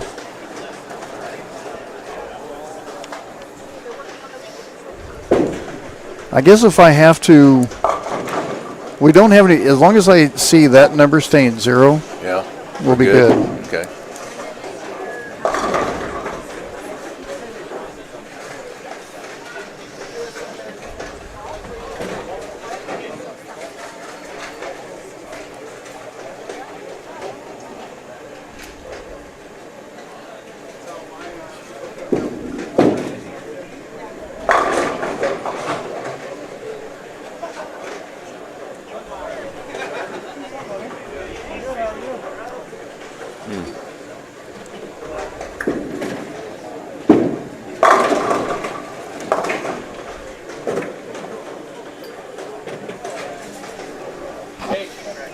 I'm doing some transcribing here real quick.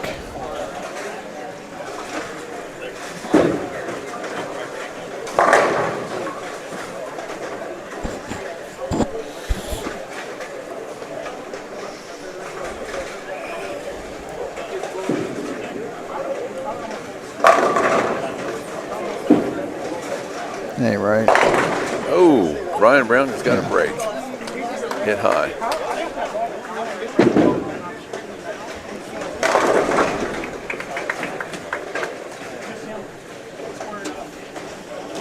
All right, now I'm up to. You're up to speed. I'm up to speed. I'm kind of doing this with the actual scores and the win-loss. Then they had the total here. So You make somebody a good secretary one of these days. well, if you'd had prettier legs, I'd hire you. No, you make a good secretary. I know I got ugly legs. I thought you said I need to get me a secretary. No. Yeah, the match to watch right now is Ryan Brown and Dustin Adams, 1 and 2. And right now it's a 63-pin lead for Ryan Brown for the tournament lead. Now, here's the interesting thing. If these two would meet up again in the finals, both of them shot 300 on this pair. So, but then you've got transition, and Ryan shot his first game. Dustin shot his game 3. Well, it's going to be interesting because they stay with ours. They're going to And you can see what the results are. Dustin's coming up on lane 17 as he has a spare double. Ryan Brown has a 3-bagger. Well, they stay where they are. They're going to catch each other in position round 2. So depends where they have the position round start out too. Todd goes, hey, 4-bagger over here. Who? Oh, Mr. Goodale? Good deal. He goes, I'm in the hunt. I'm only in 4th. Well, he threw the last 6 last game. Shoot 220. I have a feeling we're going to, as the lanes start breaking down, we're going to see Dustin take some of that speed off a little bit and give that ball time to recover. That one looked like he might have got in just a pinch.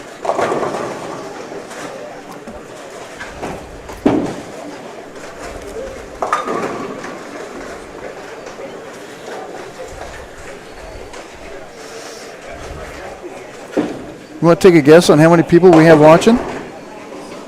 5,623. Damn, you're close. You are good. How many? 72. Oh. Not bad. If you already graduated. Wow. Yeah. I was 5. I told you, just a baby. I was 5. That's why I think you guys need to give me a handicap in dance tournament. I was 5 in kindergarten. I felt pretty proud of myself that I was the one that got to hold the sign for our class picture. I got to sit on the floor. I got to hold the sign. My granddaughter got to do that. She just big old smile. The littlest things make everything, isn't it? Oh, yeah. And then you look back at those pictures, you're going, God, what were we wearing? Look at those pictures. I had white blonde hair when I was that age. A good shot by Brandon. Yesterday it seemed like the tighter you kept it late, the better the strikes were.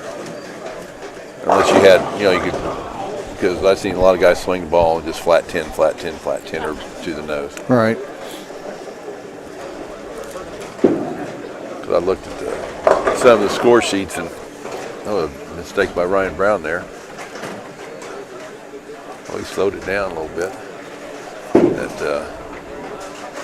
Some of those guys just hooked the ball, started out pretty good, kind of faded away there at the end. I'm watching Todd's roll, and man, he's keeping that thing forward. Yeah. He's really keeping that thing quiet. Or I'm sorry. I don't know why I got Todd, but Dave. You like Todd. Todd Van Zandt, Todd Goodale. He looks like Todd. He looks like a Todd to me. And I apologize because a lot of these guys I've never met before, so. Dave won at Savannah one year.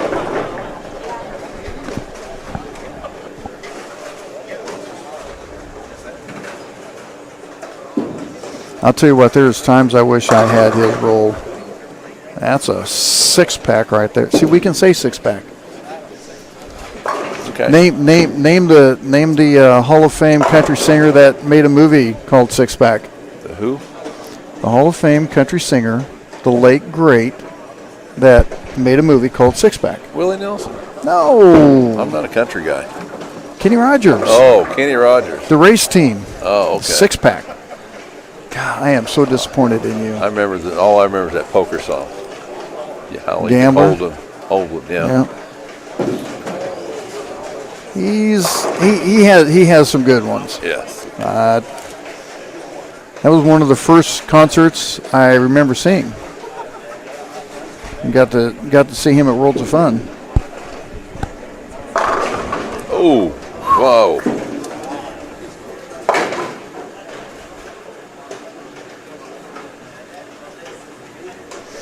So anyone can, if you can, let me know.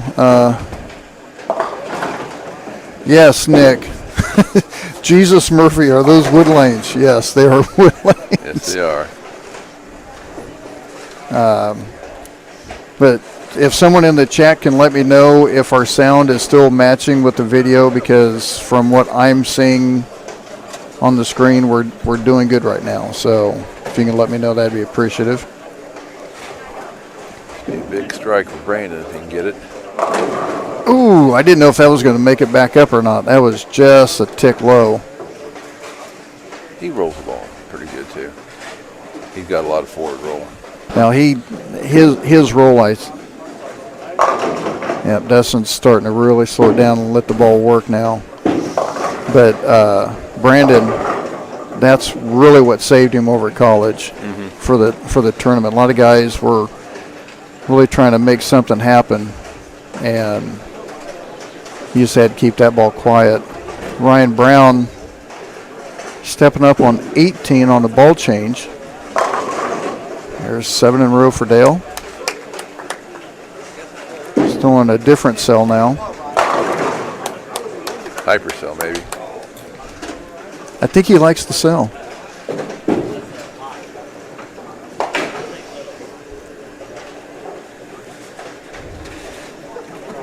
Langle and Van Zandt on 13 and 14. Langle has They're all marked. the lead.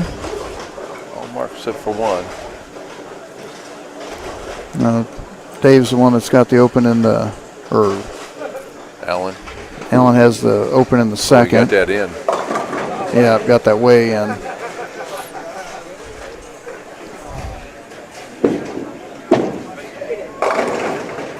Just a pinch high.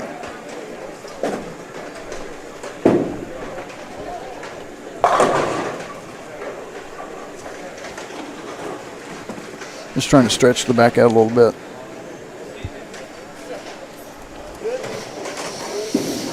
Oh, by the way, you do realize that on the finals, you're going to have to go do the post-match interview. I'm not walking down there. They know you.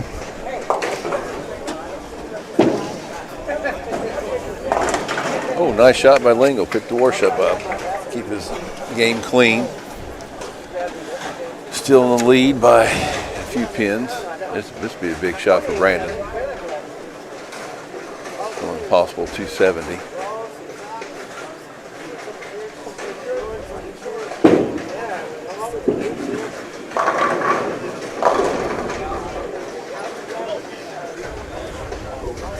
Got it.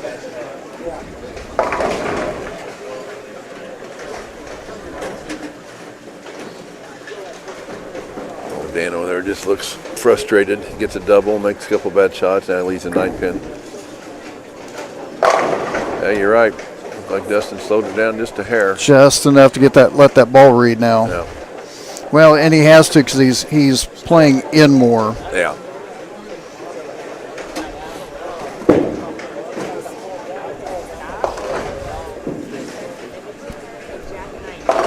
Ooh.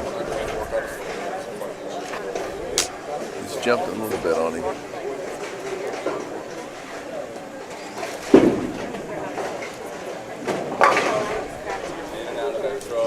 Here's an interesting thing that I'm kind of looking at.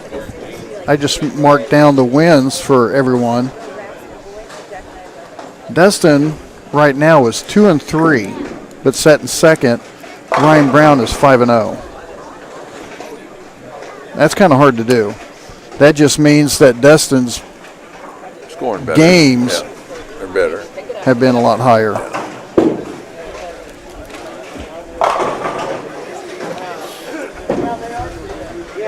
Brad is 3-2. Alan is 1-4. Ryan Brown 5-0. Dave Goodale is 2-3, along with Brian McMillan and Dan. And Brandon Leibel is 3-2. So this is a big game for Dustin. Yeah, he can, with the win and some pins, he can go around him. Now, the kicker is, well, what did we say, 63 pins, so he only has to beat him by 34, and he'd be able to go around him. Yep. Now, I say only 34, but I'm saying that with the 30 pins. Right, 30 pins you get for winning. Let's see. Nick says he hadn't seen Wood Lane since like 1999. Jay Simmons says everything's good. Merritt KOP says sound is good. Everything good by Mike Ross, so appreciate that. And we still have that number is still 0. Maybe I should have done that a lot sooner. That's okay. Here's and mind you, this is just my observation. This is the first time I've seen Ryan Bull. He's really banking on that outside. Yes, and that's his game. And this is where he's going. And this is the bad part of having that game is when you migrate in with his game, he's going to migrate into everyone's traffic. So that's the only downfall of having that game. Yes, that's yesterday he wow, that's a big miss. That's huge. It's a big miss. As he misses the 610. Yesterday he did a real good job on transition. I mean, his ball speed, I mean, yeah. He got something a little bit bigger and he moved took just enough off to where it read and then. And the one thing that I learned, whatever you do in qualifying, your transition is going to be different match play. Right. I learned that when I made match play one time in a regional, and I kept saying, this is what's going to happen, and that's not what happened, and it killed me. It absolutely I wouldn't get it out of my head, and so I went and got my check from Pete McCordick, who was the Southwest Region tournament director, and he looks at me and just kind of shakes his head, and I looked at him, I go, I learned. And he goes, okay, because he can't say anything, right? Being a tournament director, but he looked at me and he just with that, it was just kind of that look says, did you learn anything? I'm like, I learned. Nick wants to know if this is the house shot, and yep, it's the house shot. So now we start. Let's see.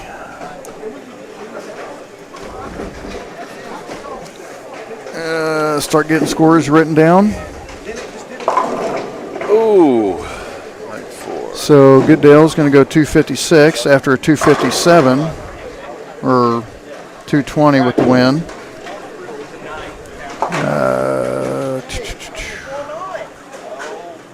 McMillan's going to shoot 173 with the win. No, he's got to shoot 180. McMillan had 166. Dan ain't done yet. Oh, okay. Dan ain't done yet. But Dan's going to get his win. Yeah, Brandon's going to shoot 249 and lose.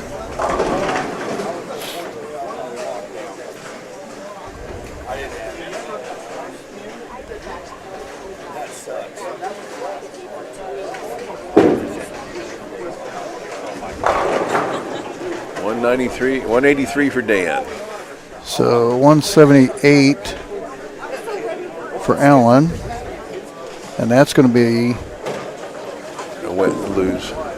Lingel's just got to get a good count. Lingel's just got to get a good count. So look for the 250. Dustin. So 247. Dustin. For Leibel. Dustin.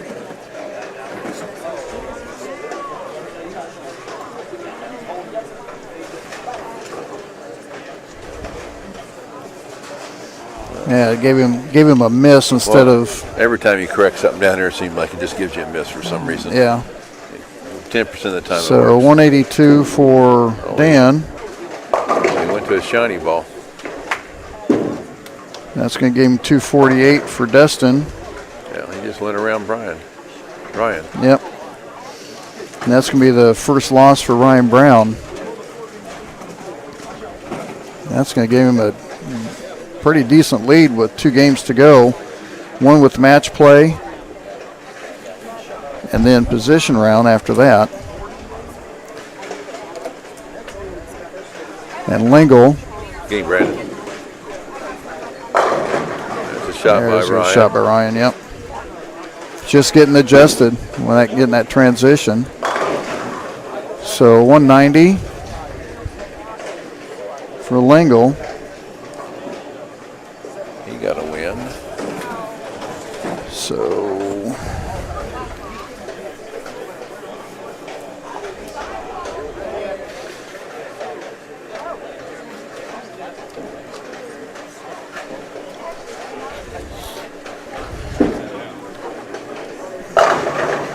Another strike by Ryan.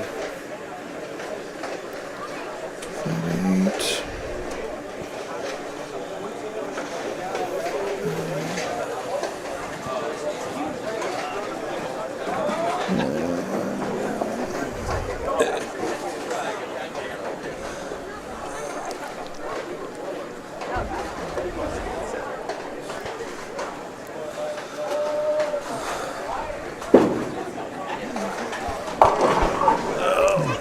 Yeah, Wash a good place for it.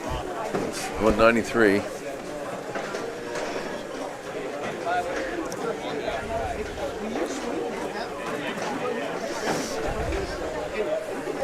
So that is done with number 6. This is going to be the final match play.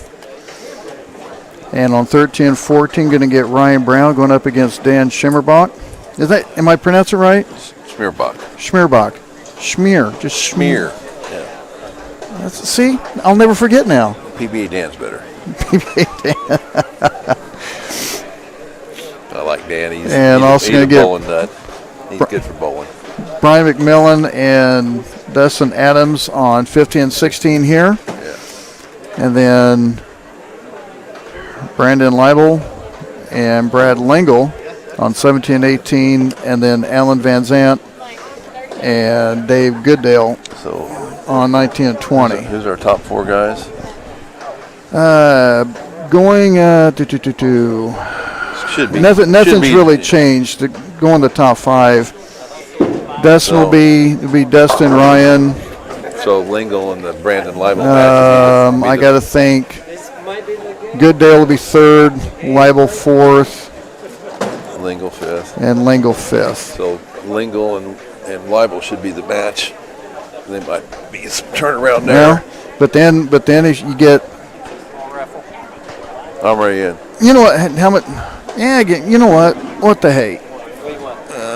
Give him $50 worth. He's $50. He makes good money. There we go. Yeah, we can't be losing that one. Has he got 100? Put half in it for me.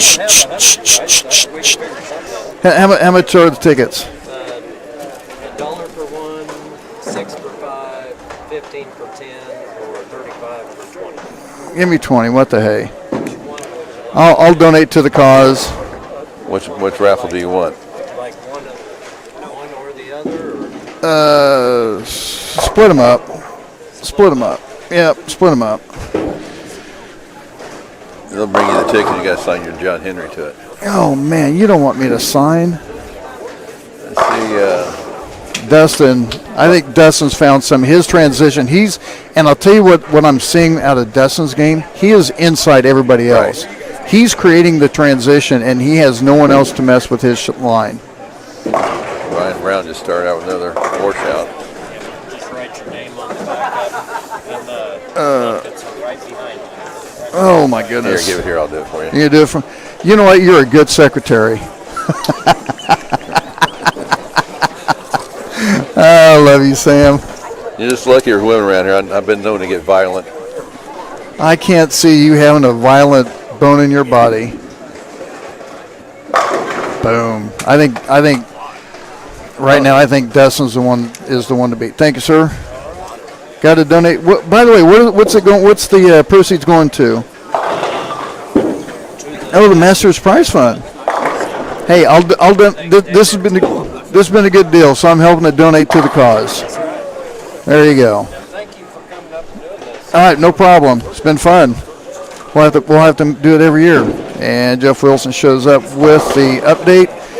Brian Adams now in the lead by 34 pins when he was down by 63. Yeah, 63 up by 34. So almost a 100-pin swing at 1534. Ryan Brown at second at 1500. Dave Goodale at third at 1445. Brandon Leibel at 1423. Brad Lingle at 1445 for Brandon. Brad Lingle is at 1423. Dan Schmerbach is 1365.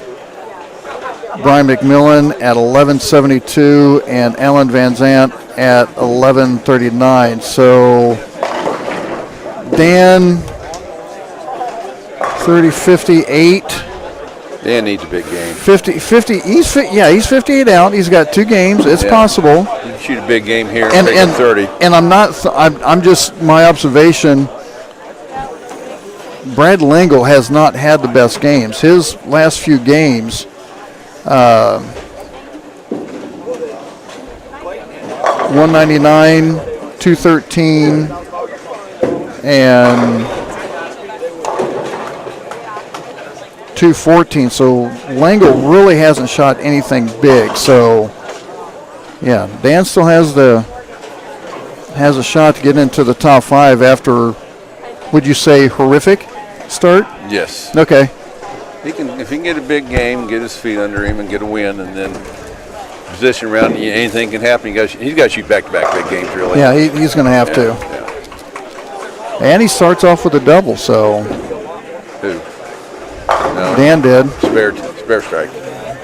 Yeah, it is spare strike, my bad. Left a solid 7. And Dustin just keeps doing what Dustin's doing. Yeah, I think he's going to start running away a little bit. I think the train's already pulled away from the station. So.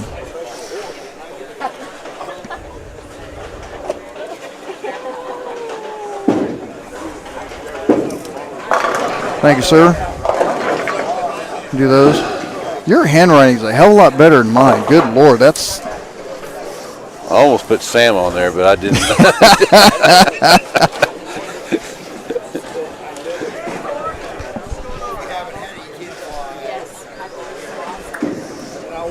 But yeah, this is. Whoa, that ball is just. And like I said, he's slowing down enough to let that ball read, and it's just crushing. You know, if Leibel can have a big game, he can make a big jump. Cause, yeah. You just never know. Well, Leibel is 22 back of Goodale. That's a big strike for Dan there. And now you start looking at what the other person's doing. So right now with 50, what I say, 50. No, is that right? 68 pin difference. Yeah. That 30 pins plus with the win can be huge, especially if you can outscore the guy ahead of you scratch, right, and then get the extra pins. So would you say that Dan's probably the biggest Leibel fan right now? He's big. Yeah, he's biggest. Yeah, he needs a. And he's got a big game going. He just needs to keep up with Ryan Brown. Ryan has the washout 3-bagger. Dan has the spare 3-bagger. Ryan just got done throwing on 13.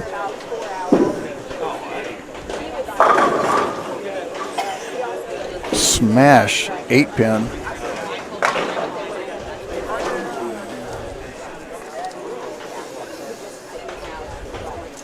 Want to say thanks to all the 91 that are watching right now.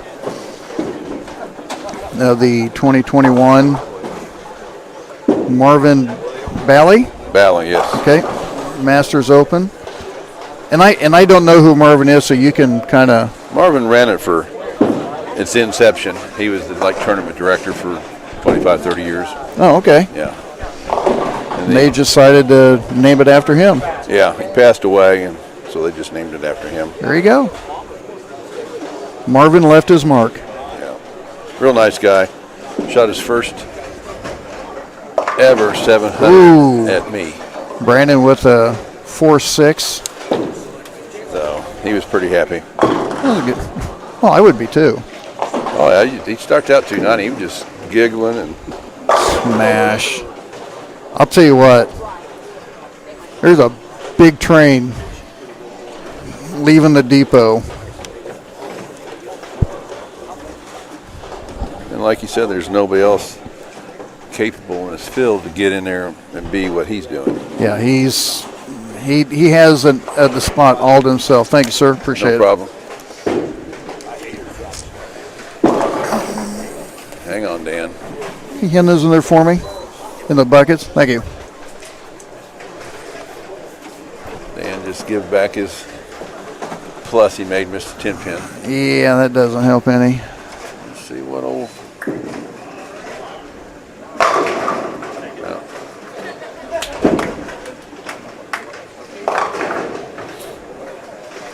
Dustin has matched up well on this. I wonder. Yeah, Ryan Brown's still playing around 10. I wonder if he could pinch in a little bit and just take a little speed off and let the ball read it. I understand his game is the power game. Well, I don't think he's comfortable doing that. No, I don't think he's ever really tried that. But you and I both know some of the best bowlers are able to do what they're not comfortable with and make it work. Yeah. And that's where that middle game really comes in. Because right now, Dustin with the front six, he's sprinting. Ooh. He's going Carl Lewis. What was the guy? Usain Bolt. No, yeah. That dude. The lightning rod. Whew. That man. It's fast.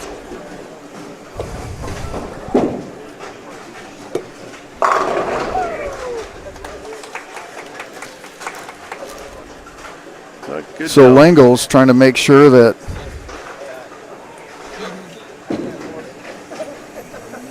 whatever Dan's going to do, he takes his plans away. Wow. Bang. Oh. A little late. I thought it was going to catch a little bit more than that. It looked like speed was up just a hair. But right now, Dustin is in that where he's in shot repetitions. Yeah. That's all he's doing. Dan trips to 4 off the 4-9. Brandon Leibel coming up on the left line on 17. Uh-oh. Yeah, we both saw that. Yeah, first mistake.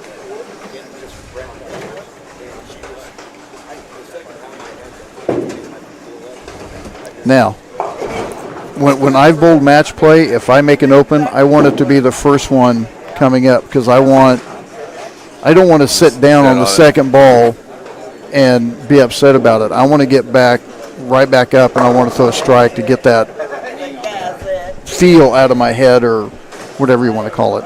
Yeah, the thought.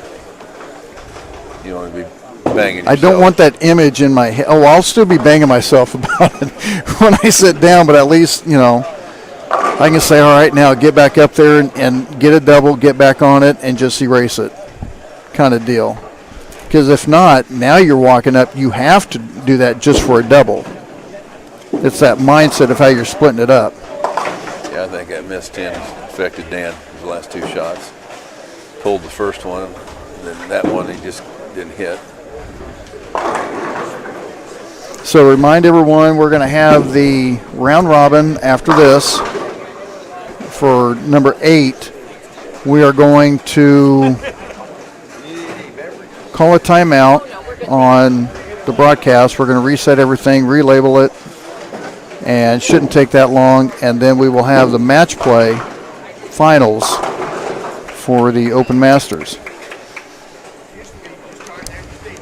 I'm glad you showed up, Sam, because people do not want to hear me talk about yourself. Just me. Not yourself. No, they just don't want to hear me talk about whatever. Let's see. And they know you. Yeah. Goodell's starting to get back on the roll.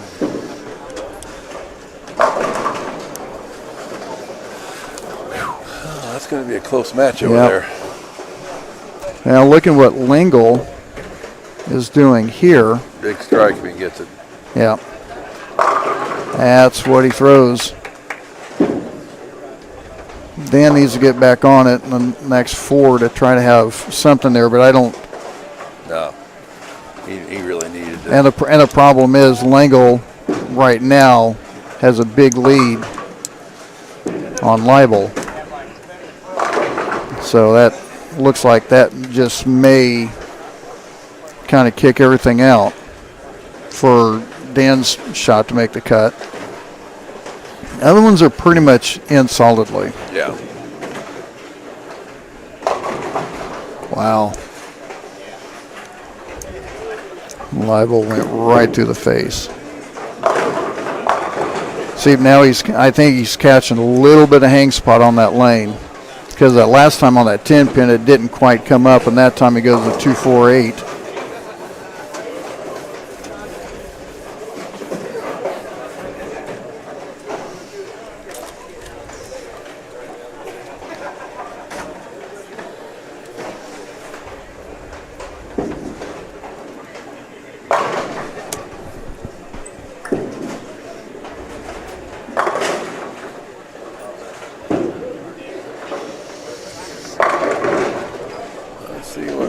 Does. You got the 2-7 and takes the 2 back. Takes the 2 back.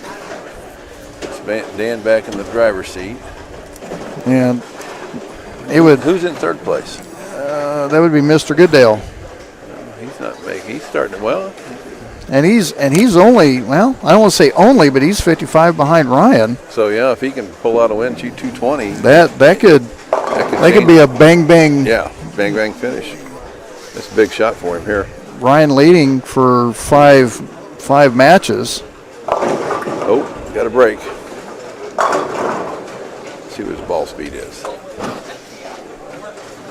See, 17.2 here. He's been 18.7 on the right lane. He's been goosing it just a little bit. Yeah, just not reading like we. But he's still. Oh, Dan. Oh, solid 10. Dan Sparrock. He just don't look himself. Yeah. How many times, even on the tour, you've seen guys that just barely make the cut and then just turn around and kill it in match play for whatever reason, something just different feel. Wow. Dustin scouts the 10 out. Well, it's not going to hurt him. Oh, we need score correction.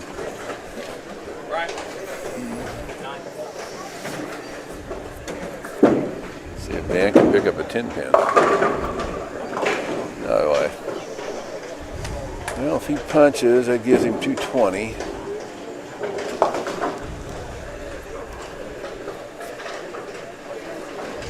That doesn't do no good because Lincoln's going at 230 pace, 240 pace.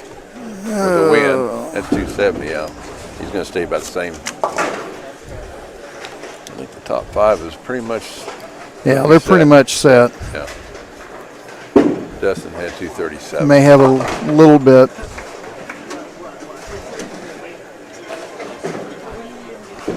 A little bit of a shuffle, not much.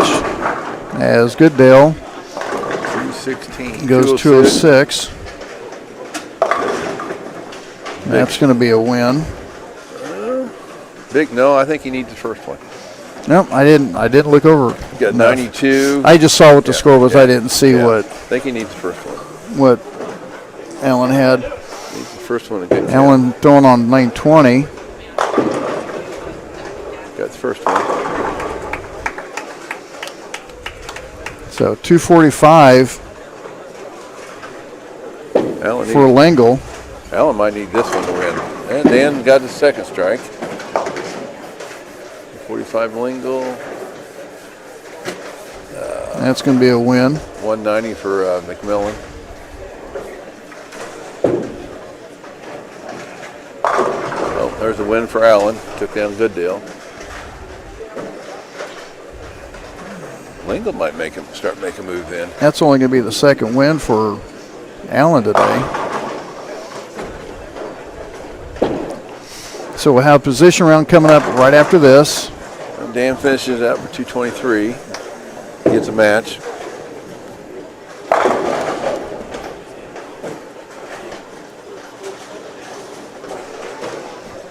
Ryan needs a... That's going to give him a win. Ryan just needs to get all three just to save pins. Yeah, stay where he's at. If he strikes out, he can go pick up 10 on Gooddale. So 212 for Allen with the win.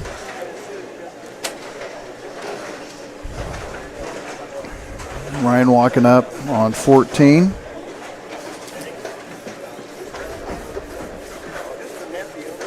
Waiting on Brandon Leibel with his spare.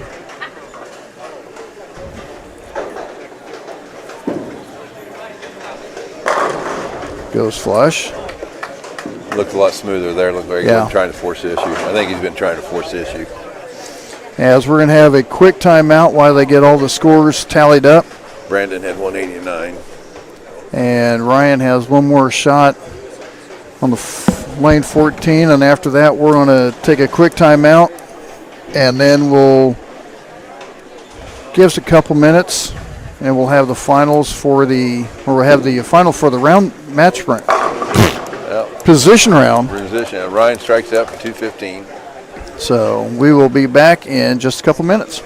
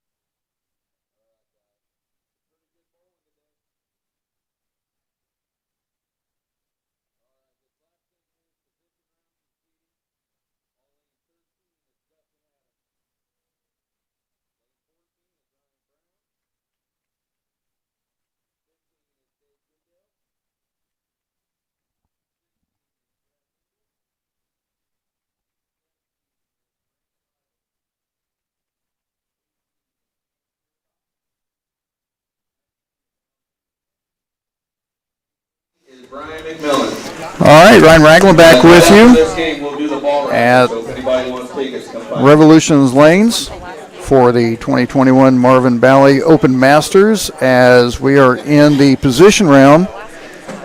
And Jeff Wilson just hands me the updated sheet. Huh? Did he know I was coming down? Does anyone ever know what you're doing? Yeah. Oh, okay. And on. I didn't know if he wanted to do it since he's tournament director. No, You know what I mean? Oh, well, he could. He's going to be making all the presentations and everything. I'm going to force him into it. But Dustin Adams and Ryan Brown will be on lanes 13 and 14. 18:01 for Dustin Adams, 17:45 for Ryan Brown.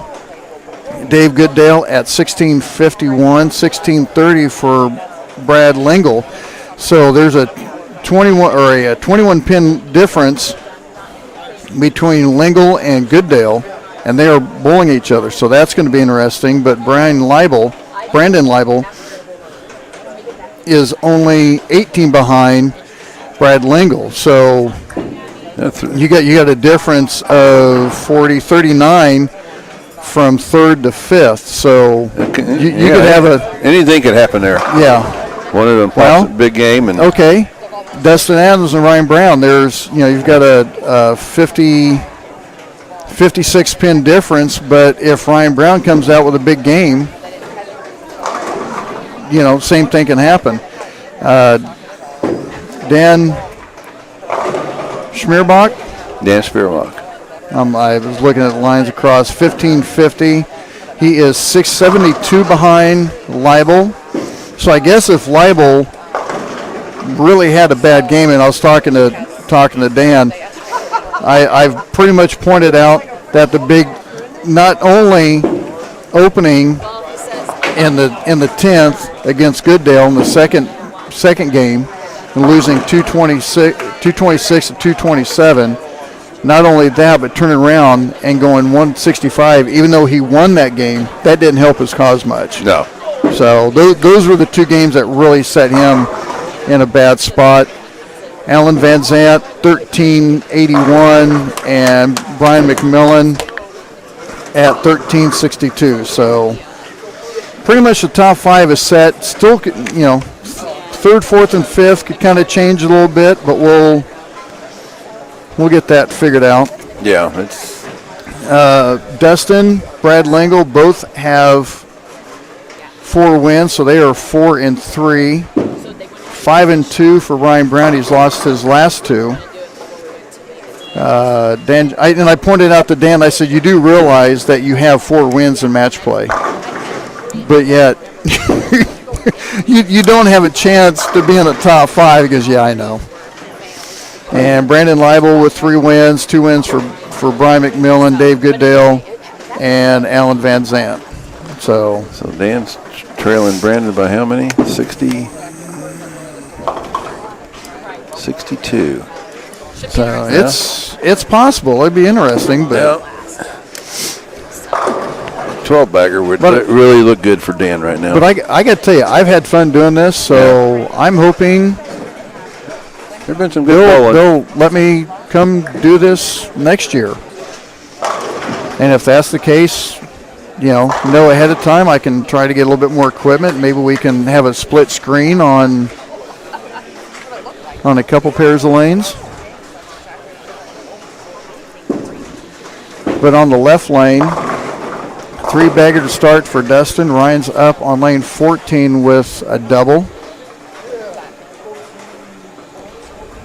And you're going to have to do the math because I still get confused with these scores. Okay. When we get in. I did quiz out of math in college, even though I didn't go. So. That way you can never fail, right? Yeah, I went for the cards and the party. There you go. Brandon really needs to get moved in. Yeah. He bowled on that pair last game and had problems with it.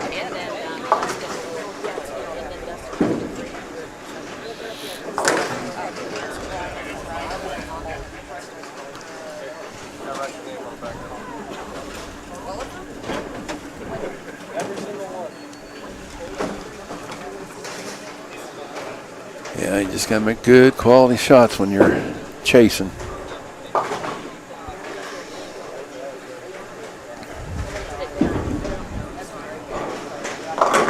Oh. And Dave changed the ball. I'm not sure why he would change balls unless he saw something the ball was reading up earlier, whichever. Well, he changed down there on that last pair, and he just didn't. I brought the ball he shot really good with the last time he bowled here. The left lane was jumping on him. Remember the last 2 shots over there went high when he had the other ball. That's the ball he threw. Yeah, that's why I thought for sure he'd throw that one again, but yeah. I'm not sure which ball that one is. He used to be a track guy. Right? No, he throws a little bit of everything now. He used to be just strictly track. Well, you could be track and still throw pretty much everything outside of storm. Oh, that's right. I forgot they all combined. That's ridiculous to me. Yeah, just taking away a lot of the quality of the bowling balls out. And the bad thing is, in my mind, they're still doing everything they can to try to beat Storm, Rotagrip, and Global. Yeah.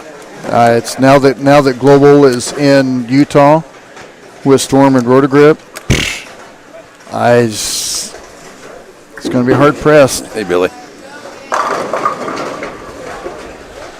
Sir? On step ladder. Uh-huh. 15 and 16, and 17 and 18. They're just on alternate pairs. You know, both first game. Oh, okay. So if you're good here, or unless you got that anything else. I was just, so you're going to have 2 matches at once? No, they just move matches. The first match will be on 22, 6, 7, and then the second match will be on 17 Oh. and 18, and then we'll come back to 15 and 16. We'll just, It just goes back. can you do it the other way around so we have a championship match here? Sure. Just go 17, 18 and back and forth. Yep. Do it that way? Yep. All right. Because next year, if you guys only do it next year, I'll try to make sure I have 2 sets so I can kind of go back and forth that way. Talking with Jeff Wilson, and so they're going to use 17, 18, and 15 and 16 for the championship pair. So we're going to have to, I'm not sure how we're going to do that for the score because I have it set for this one. So for the first and the third match, they're going to be on 17 and 18, so we'll move the regular camera over, but we'll have to keep track of, there's supposed to be a,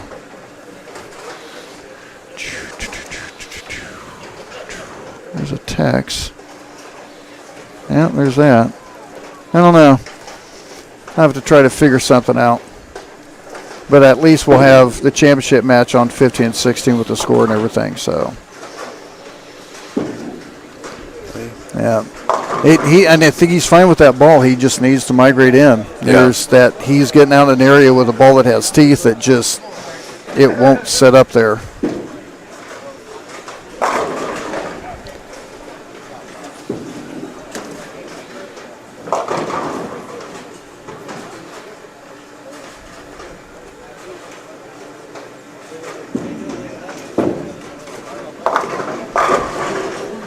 Now, I think where he threw that spare ball, if he sets his first ball in that area, he's going to be pretty good. And on 13 and 14, first and second place, double spare strike for Ryan Brown. And Dustin just continues to do what he's doing with a 4-bagger spare. With Ryan just having a strike, so Dustin going to be walking up on the right lane.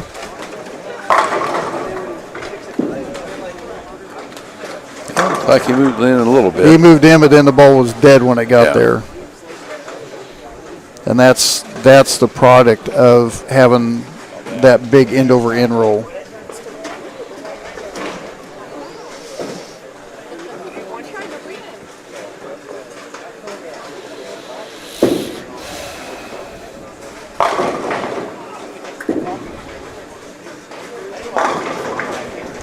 Yeah, he's really taking the speed off.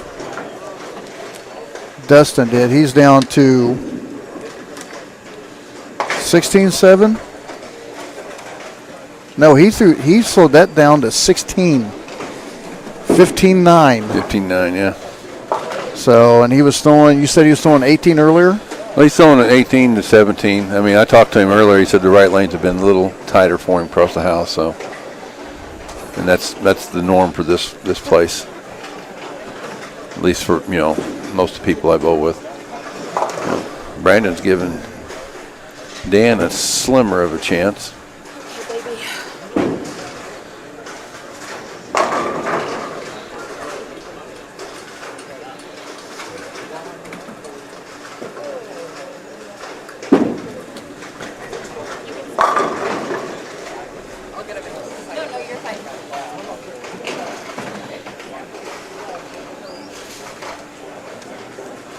Let's see what Dan does on this shot.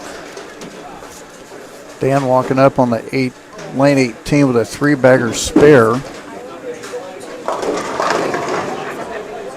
Flushes that one. Langle with the spare here. And what was we'll say 62? Oh, and then the miss by Langle. Langle isn't careful.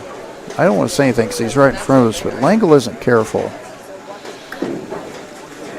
He could be in 4th. No, I'm thinking Libel. Yeah, Libel. Be 80. So it'd have to be in by 50 to tie. But still. Here comes Dan.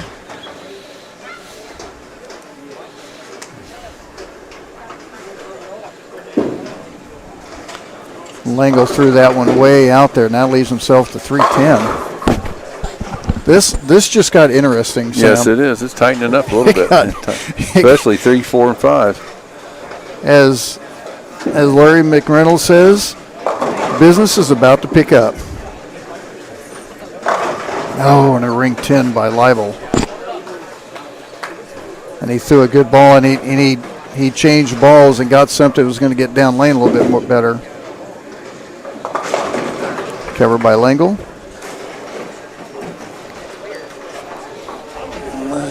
Ryan Brown up on 14 with the spare. Yeah. 4-pin. And he's down by 12 before this to Dustin, but Dustin's going to have the lead. Right now, those two are just kind of going through the motions. Yeah, coasting. The interest is right here on this pair and the pair to the right. And Libel knows he needs to come up with a good shot here.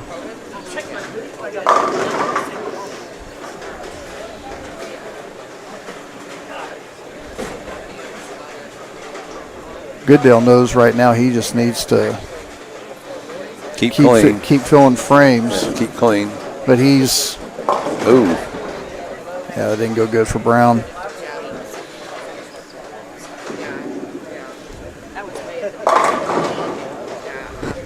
Libel on the left lane on 17.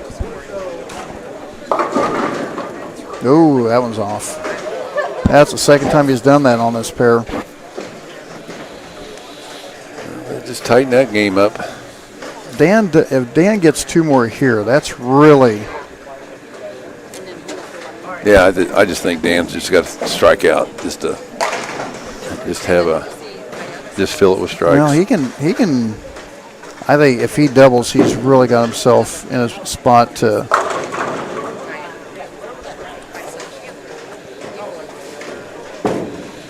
And Dan likes it. Yeah. UC2.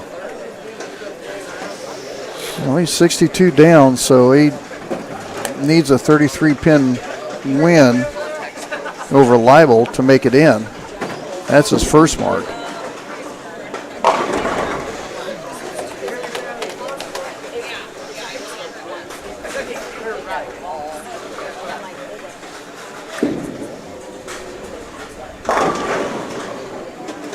And Dustin just keeps that train going.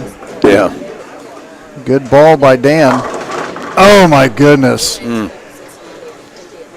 I think that might be the best ball I saw him throw, the way he extended off that shot.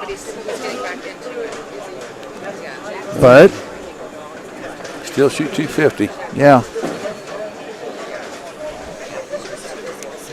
And he still has the pressure on Leibel. See what Langle does here. Goes flush.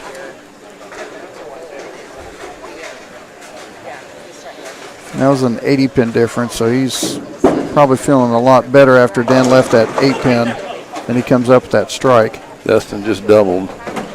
He was pumped. I'd have been pumped, walked in going, all I got to do is shoot X and I don't have to break my back or anything. He knows what lanes he's going to be bowling on. As the first match will be on 17-18, second match will be on 15-16, then back over. Yeah, so if he's top seed, he'll be on 15-16. Yeah, and he likes that pair. Big shot for Brandon there. Yeah, that's a huge one.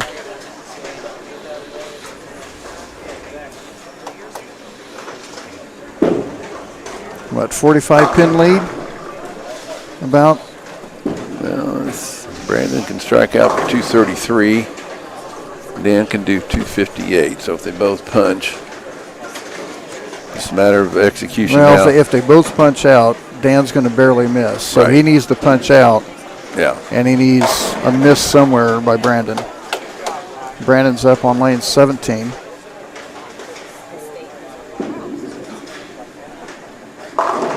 Oh, my goodness. Back doors the 4-7. Oh, my.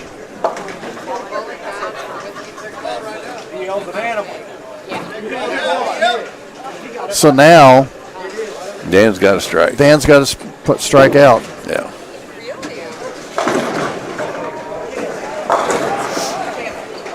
Oh, there goes Brian just got one. He got the nice little slow rolling messenger. A little strut off the lanes. Between Leibel or Langle and Goodale, 21 pin difference, so. Oh my goodness. Stone 8. So right after Leibel backdoors the 4-7, Dan walks up there, absolutely pures it, back-to-back shots, and goes 10 pin, 8 pin. No, 8 pin. Dan left. It was 8 pin, back-to-back 8 pins. That's right. Yeah. That's cruel. That's bowling.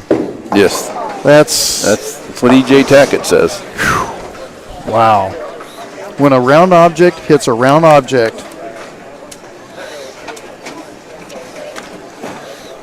.234 for Ryan Brown. As Detson's going to be the tournament leader for match play. Yeah. And Alan Van Zant, 236. McMillan, 222. Battle of lefties down there. Lango goes flush. He might go around Goodale. Yeah. Lango could be the one could surprise Dustin because there's nobody's on his side. Basically, the left side hadn't changed. I'll tell you what, Dan put a charge into it. Yes. He definitely made it interesting, and if those two 8 pins carry, man, that would have been a heck of a comeback. Lango's finishing it out. 228 possible. That gives him 258. So yeah, how big a lead did he have? Goodale have over him? 21. Yeah, I think he's moving to third. 257.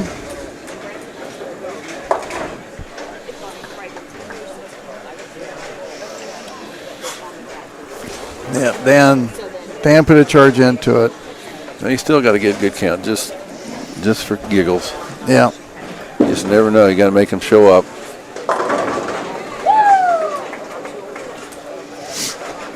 Lango finished that for 228 with the strike.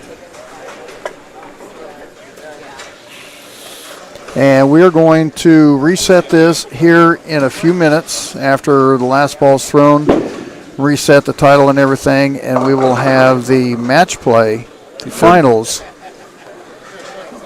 235 for Dan.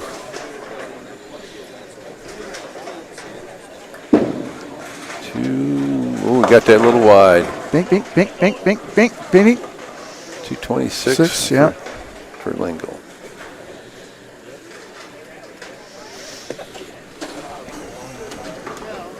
And he just went around Goodale. Best thing he can do is buck 79.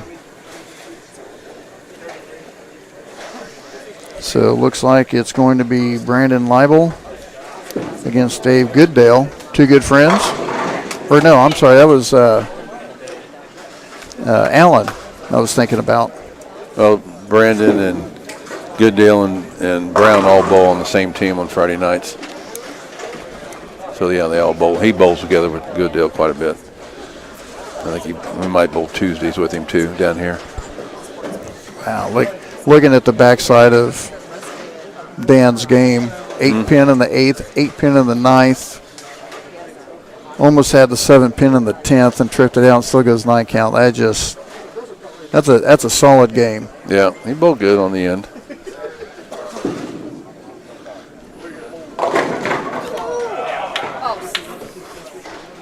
So look for 220. 220, yes.